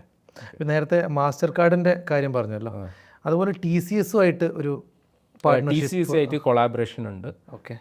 TCS ടെക്നോളജിക്കൽ കൊളാബറേഷൻ ഉണ്ട്. ഓക്കെ. വളരെ സൊഫിസ്റ്റിക്കേറ്റഡ് ആയിട്ടുള്ള കുറേ AI ടൂൾസൊക്കെ സോഫ്റ്റ്വെയറൊക്കെ TCS ആയിട്ട് കൊളാബറേറ്റ് ചെയ്തിട്ട് ബിൽഡ് ചെയ്യുന്നുണ്ട് നമ്മൾ. അതോടൊപ്പം TCS എന്ന് പറയുമ്പോൾ ടാറ്റ കൺസൾട്ടൻസിയാണ്. ടാറ്റ ഗ്രൂപ്പിൻ്റെ ചില ഹെൽത്ത് കെയർ പ്രോജക്ട്സ് മിഡിൽ ഈസ്റ്റിലേക്ക് നമ്മൾ കൊണ്ടുവരുന്നുണ്ട് ഒരു പാർട്ട്ണർ ചെയ്തിട്ട്. ഓക്കെ. അപ്പം ജസ്റ്റ് TCS അല്ല, വൈഡർ ടാറ്റ ഗ്രൂപ്പുമായിട്ട് നമ്മൾ പാർട്ട്ണർ ചെയ്തിട്ട് ചില ലോഞ്ചസ്, ചില പ്രൊജക്ട്സ് നമ്മൾ അസോസിയേറ്റ് ചെയ്തിട്ട് ഇവിടെ ലോഞ്ച് ചെയ്യാൻ പോകുന്നുണ്ട്. അതൊക്കെ എത്ര നാൾ കൊണ്ട് നമുക്ക് എക്സ്പെക്ട് ചെയ്യാം? ഒരു 6 to 9-12 months. ഇതിനൊരു 1 year വരെ ഇമ്പാക്റ്റ്ഫുൾ ആയിട്ടുള്ള കാര്യങ്ങൾ വരുന്നുണ്ട്. ഓക്കെ. പിന്നെ ഷോപ്പ് ഡോക്ക് പ്രൈമറിലി കേരളത്തിലാണ് ഓപ്പറേറ്റ് ചെയ്തതെന്ന് പറഞ്ഞിട്ടുണ്ടായിരുന്നു. പക്ഷേ ഇനി UAE-യിലേക്കും ദുബായിലേക്കും എക്സ്പാൻഡ് ചെയ്യുകയാണ്. എന്തുകൊണ്ടാണ് അടുത്തൊരു മാർക്കറ്റായിട്ട് ദുബായ് ചൂസ് ചെയ്തത്? അതുപോലെ ദുബായ് ഡെമോഗ്രഫിക്സിൽ, UAE ഡെമോഗ്രഫിക്സിൽ എന്ത് പ്രോബ്ലംസ് ആണ് മേ ബി കേരള ഡിഫറെൻ്റ് ആയിട്ടോ, അല്ലെങ്കിൽ ഇവിടുത്തെ മാർക്കറ്റിൽ, ദുബായ് മാർക്കറ്റിൽ, നമ്മൾ ദുബായിലാണല്ലോ, ഇവിടുത്തെ മാർക്കറ്റിൽ എന്താണ് പ്രത്യേകതയായിട്ട്, അല്ലെങ്കിൽ എന്താണ് പ്രശ്നങ്ങളായിട്ട് കാണുന്നത്, സോൾവ് ചെയ്യാൻ പറ്റിയ പ്രശ്നമായിട്ട് കാണുന്നത്? ഓക്കെ. ഞാൻ എന്തുകൊണ്ട് ദുബായിൽ വന്നത് ഞാൻ പറയാം. ഇപ്പോൾ കേരളത്തിലൊരു സിനിമ പ്രൊഡ്യൂസ് ചെയ്തിട്ട് അതിൻ്റെ പ്രൊമോഷനും മാർക്കറ്റിങ്ങിനും കേരളത്തിലെ സിറ്റീസിൽ പോകുന്ന അതേ സമയം ചിലപ്പോൾ അതിനേക്കാൾ മുമ്പ് ദുബൈയിലേക്കാണ് പ്രൊമോഷൻ വരുന്നത്. കാരണം എന്താണ്? അതുപോലെ കേരളത്തിലുള്ള ഇപ്പോൾ നമ്മൾ കേരളം എന്ന് പറഞ്ഞാൽ മാർക്കറ്റ് ഫോക്കസ് ചെയ്തിട്ട് പിന്നെ ഏറ്റവും കൂടുതൽ മലയാളികൾ ഇനി താമസിക്കുന്ന സ്ഥലം ഏതാണ്? UAE ആണ് കൂടുതലും. അതെ. ഓക്കെ.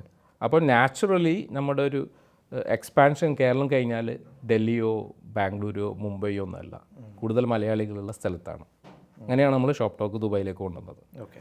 ഷോപ്പ് ടോക്ക് ദുബായിലേക്ക് 2 വർഷം 3 വർഷം മുമ്പ് തന്നെ ഉണ്ടായത്. ആദ്യം മെറ്റവേഴ്സ് പ്രൊജക്റ്റിൽ ചില പ്രൊഡക്റ്റൊക്കെ ബിൽഡ് ചെയ്യുമായിരുന്നു, അത് പോസ് ചെയ്ത് ഇപ്പം ഷോപ്പ് ടോക്ക് കേരളത്തിൽ എങ്ങനെയാണ് ഓപ്പറേറ്റ് ചെയ്തിട്ടുണ്ടായത് അതുപോലെ സിമിലർ ആയിട്ട്, പക്ഷേ ആ 5 key verticals, lifestyle diseases, mental health, happiness, പിന്നെ ഏഞ്ചൽ കെയർ സർവീസസ്, പിന്നെ മെഡിക്കൽ ടൂറിസം ദുബായ് ബേസ് ആയിട്ടും കേരളത്തിനെ അതോടൊപ്പം ക്ലബ് ചെയ്തിട്ടുള്ള ഒരു corridor medical tourism hub Dubai, Kerala, Malabar region ഒരു ബിൽഡ് ചെയ്തിട്ട് ആ ഇക്കോ സിസ്റ്റം ബിൽഡ് ചെയ്ത് അതുകൊണ്ട് ഈ കീ 5 വെർട്ടിക്കൽസാണ് നമ്മൾ ദുബായിലും UAE-ലും ലോഞ്ച് ചെയ്യുന്നത്. അത് ദുബായ് മലയാളികളെ പ്രൈമറിലി ടാർഗറ്റ് ചെയ്യുന്നുണ്ട്, ചില സർവീസസ്, ഏഞ്ചൽ സർവീസസ്. ഓക്കെ. ബാക്കിയെല്ലാം UAE-ൽ എല്ലാവർക്കും അതൊരു ഗ്ലോബൽ എല്ലാവർക്കും വേണ്ടിയിട്ടുള്ള സർവീസാണ്. ഈ ഷോപ്പ് ഡോഗ് ഏഞ്ചൽ സർവീസസ് പ്രത്യേകിച്ച് മലയാളികൾക്കും നാട്ടിലുള്ള പേരൻസിന് വേണ്ടിയാണല്ലോ. അതെ, മനസ്സിലായി. ഓക്കെ. ഈ ഹെൽത്ത് കെയർ ഫണ്ടിൻ്റെ കാര്യം പറഞ്ഞില്ല, ഇൻവെസ്റ്റ്മെൻറ്റ് ഫണ്ടിൻ്റെ കാര്യം പറഞ്ഞില്ല, $50 million കണക്ക് പറഞ്ഞല്ലോ.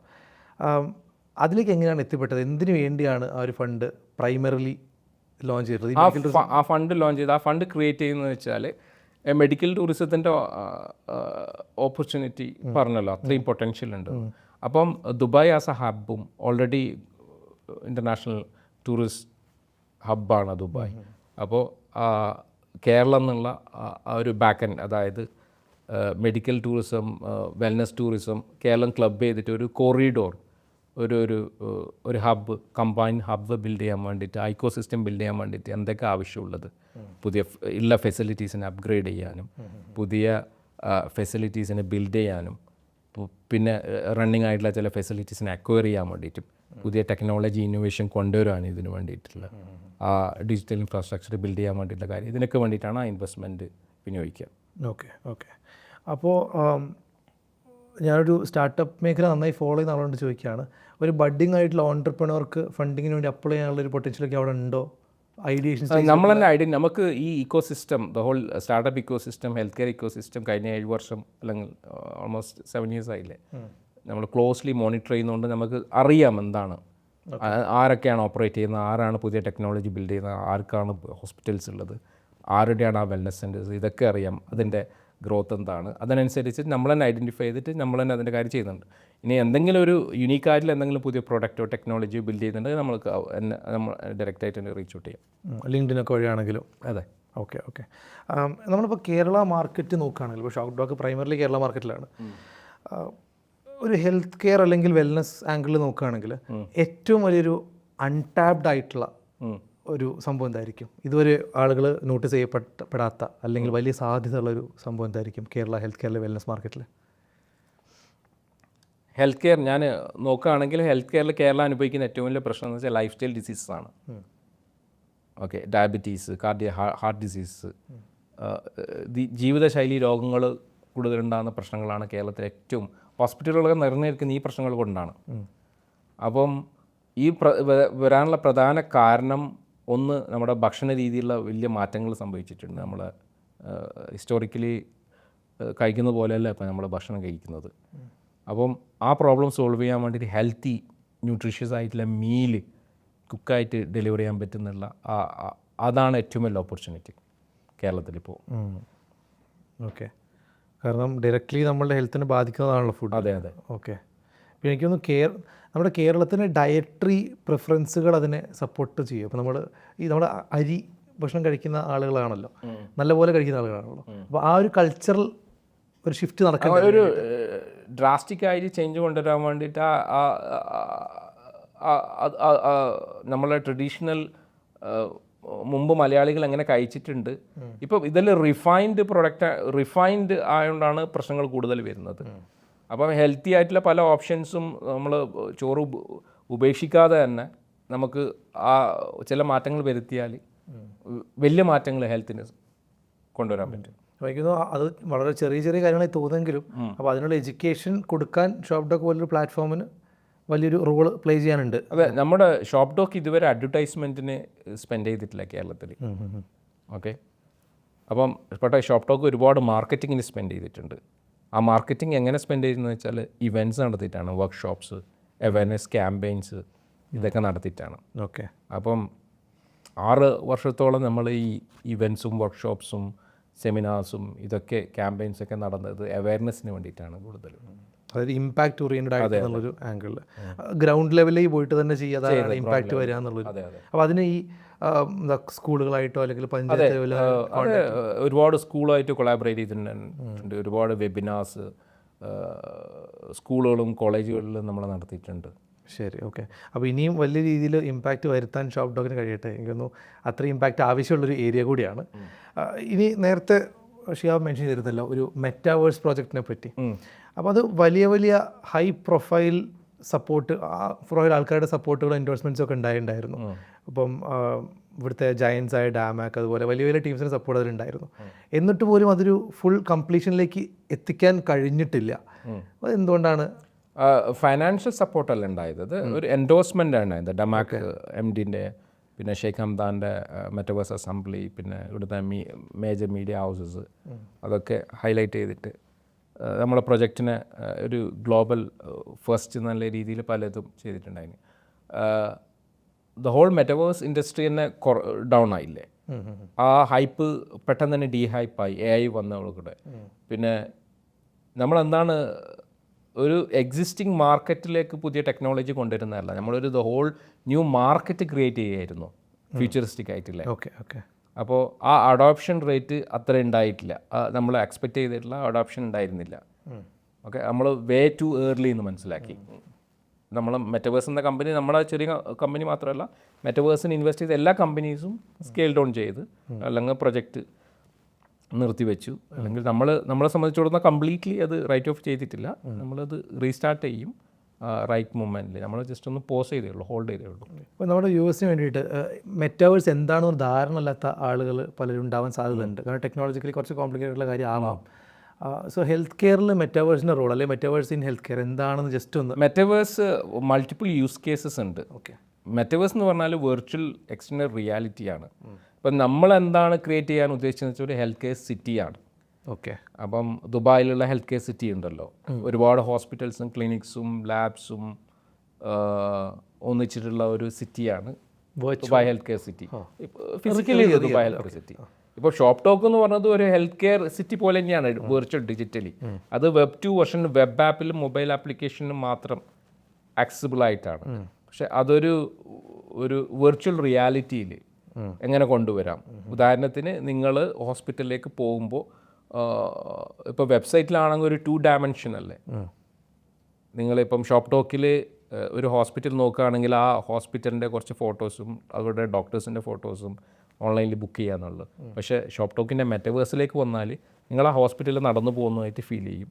നിങ്ങൾ 3 ഡയമെൻഷനിലായിട്ട് എല്ലാം കാണും. ആ ഫെസിലിറ്റി ഡോക്ടേഴ്സായിട്ട് കൺസൾട്ടേഷൻ VR ഹെഡ്സെറ്റ് ഇട്ടതിന് ശേഷം ഇങ്ങനെ അടുത്തിരിക്കുന്നതായിട്ട് തന്നെ ഫീൽ ചെയ്യും. ആ ഒരു എക്സ്പീരിയൻസ് ആണ് നമ്മൾ ബിൽഡ് ചെയ്തോണ്ടായത്. എനിക്ക് തോന്നുന്നു ഇപ്പോൾ ആലോചിക്കുമ്പോൾ അതൊരു ഭയങ്കര ഫൂളിഷ് ആയിട്ട് അത്ര വേണ്ട സാധനമാണോ എന്നുള്ള തോട്ടൊക്കെ വരും. പക്ഷേ ഇടക്കാലത്ത് ഭയങ്കര ട്രെൻഡിങ് ആയിരുന്നു, വളരെ ഹൈപ്പുണ്ടായിരുന്നു, വളരെ ഹൈപ്ഡായിരുന്നു. പക്ഷേ അതിന് അഡോപ്ഷൻ വളരെ കുറവായിരുന്നു. ഒരുപാട് ചാലഞ്ചസ് ഉണ്ടായിരുന്നു അതിന്.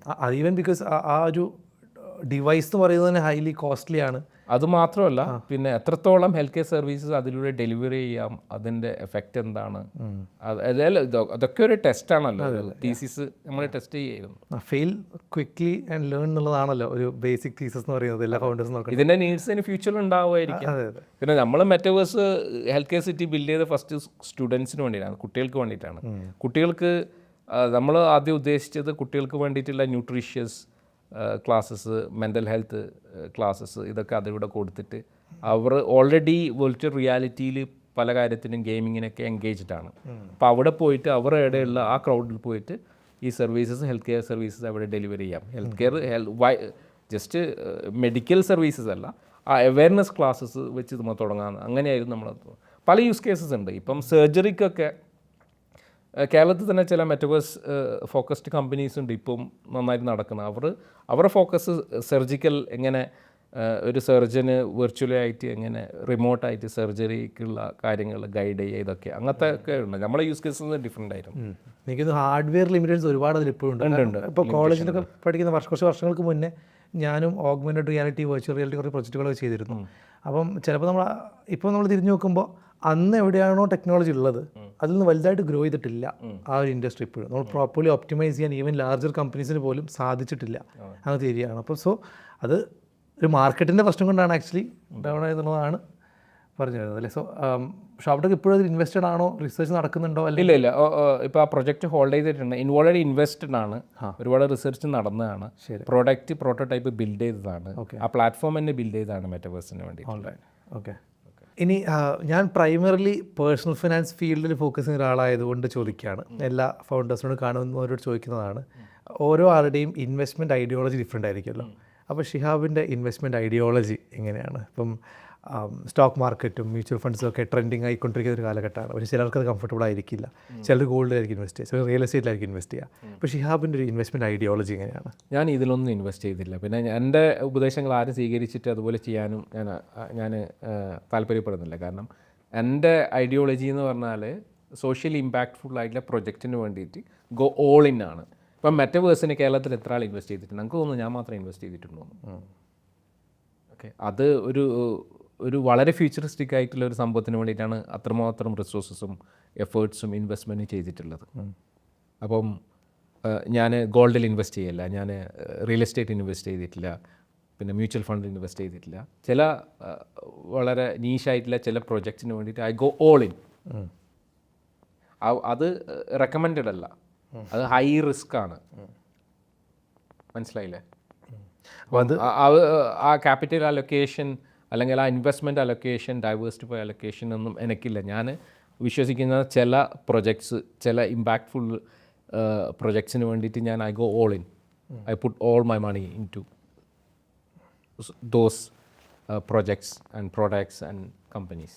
അപ്പോൾ അത് ഒരു മോണിറ്ററി റിട്ടേൺസ് എക്സ്പെക്ട് ചെയ്തിട്ടുള്ള രീതി തന്നെയാണോ, അല്ല റിസ്ക് മനസ്സിലായിക്കൊണ്ട്? ചിലപ്പോൾ ആയിരിക്കാം, വലിയ ഫ്യൂച്ചറിൽ ചിലപ്പോൾ അത് വലിയൊരു റിട്ടേൺസ് തരുമായിരിക്കാം. ഒരു ഡെഫിനിറ്റ് അല്ല അത്, ഹൈ റിസ്ക് ആണ്.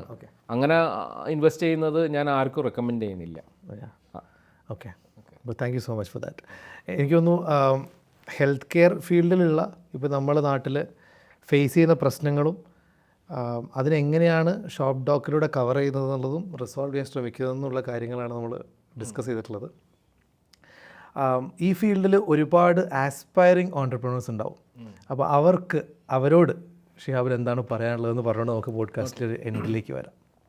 ഓക്കെ, എൻ്റർപ്രണർ ഞാൻ ഡിഫൈൻ ചെയ്യുന്നത് വലിയൊരു പ്രോബ്ലം അല്ലെങ്കിൽ ചെറിയൊരു പ്രോബ്ലം ഒരുപാട് ജനങ്ങൾക്ക് അനുഭവിക്കുന്ന ഒരു പ്രോബ്ലം അല്ലെങ്കിൽ മൾട്ടിപ്പിൾ പ്രോബ്ലം സോൾവ് ചെയ്യാൻ വേണ്ടിയിട്ടുള്ള പ്രൊജക്റ്റോ പ്രൊഡക്റ്റോ അല്ല കമ്പനിയോ ബിൽഡ് ചെയ്യുന്ന ഒരാളായിട്ടാണ് ഞാൻ എൻ്റർപ്രണർ എന്നതിൽ ഞാൻ കാണുന്നത്. അപ്പം പുതുതായിട്ട് എൻ്റർപ്രണർഷിപ്പിൽ വരുന്ന ആൾക്കാരോടുള്ള എനിക്കുള്ള അഡ്വൈസ് അങ്ങനത്തെ ചില പ്രശ്നങ്ങൾ ഐഡൻറ്റിഫൈ ചെയ്യുക, അതിനു വേണ്ടിയിട്ട് എന്തെങ്കിലും സൊല്യൂഷൻസ് ബിൽഡ് ചെയ്യുക. അത് പ്രൊഡക്റ്റ് ആയിരിക്കാം, ചിലപ്പോൾ സർവീസ് ആയിരിക്കാം. അപ്പം അത് പെർസിസ്റ്റൻ്റ് ആയിട്ട് അതിൻ്റെ പിറകെ തന്നെ പോയിട്ട് അത് ഒബ്സസ്ഡ് ചെയ്ത് അതിൽ ഒബ്സസീവായിട്ട് ഇപ്പം ഞാനിപ്പോൾ 7 വർഷമായില്ലേ ഇതിന് വളരെ ഫോക്കസ്ഡ് ചെയ്തിട്ട്. അതിനു മുമ്പ് ഞാൻ വളരെ ലുക്രാറ്റീവായിട്ടുള്ള ലക്ഷറി ഫാഷനിലും മറ്റേ കൺസൾട്ടിങ്ങിലും പല ഇതിലും ഞാനെന്തുകൊണ്ട് ഇതിൽ ഫോക്കസ് ചെയ്ത് ഞാനിതിൽ വളരെ ഒബ്സസ്ഡ് ആയതുകൊണ്ടാണ്. അപ്പോൾ അങ്ങനത്തെ ആൾക്കാർ ഷിഹാബിൻ്റെ റഡാറിൽ പെട്ടാൽ ഡെഫിനറ്റ് ആയിട്ടും സപ്പോർട്ട് ഞാൻ ഓൾറെഡി ചില അങ്ങനത്തെ യങ് എൻ്റർപ്രണേഴ്സിനെ ഓൾറെഡി സപ്പോർട്ട് ചെയ്യുന്നുണ്ട്. അവരുടെ കമ്പനിയിൽ ഞാൻ ഇൻവെസ്റ്റ് ചെയ്തിട്ടുണ്ട്, അവരെ പല രീതിയിൽ സപ്പോർട്ട് ചെയ്തിട്ടുണ്ട്. ഞാൻ കേരളത്തിലെ ഒരു 4-5 സ്റ്റാർട്ടപ്സിന് ഞാൻ ഇൻവെസ്റ്റ് ചെയ്തിട്ടുണ്ട്, അതിന് അവരെ സപ്പോർട്ട് ചെയ്യുന്നുണ്ട്.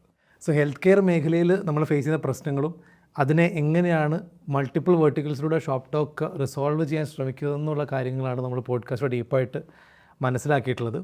Shihab, thank you so much for accepting the invite ഇവിടെ എത്തിച്ചേർന്നതിന്. All the best for Shop Dog. Thank you. എല്ലാ കാര്യങ്ങളും അടിപൊളി പോയിട്ട് താങ്ക് യു സോ മച്ച്.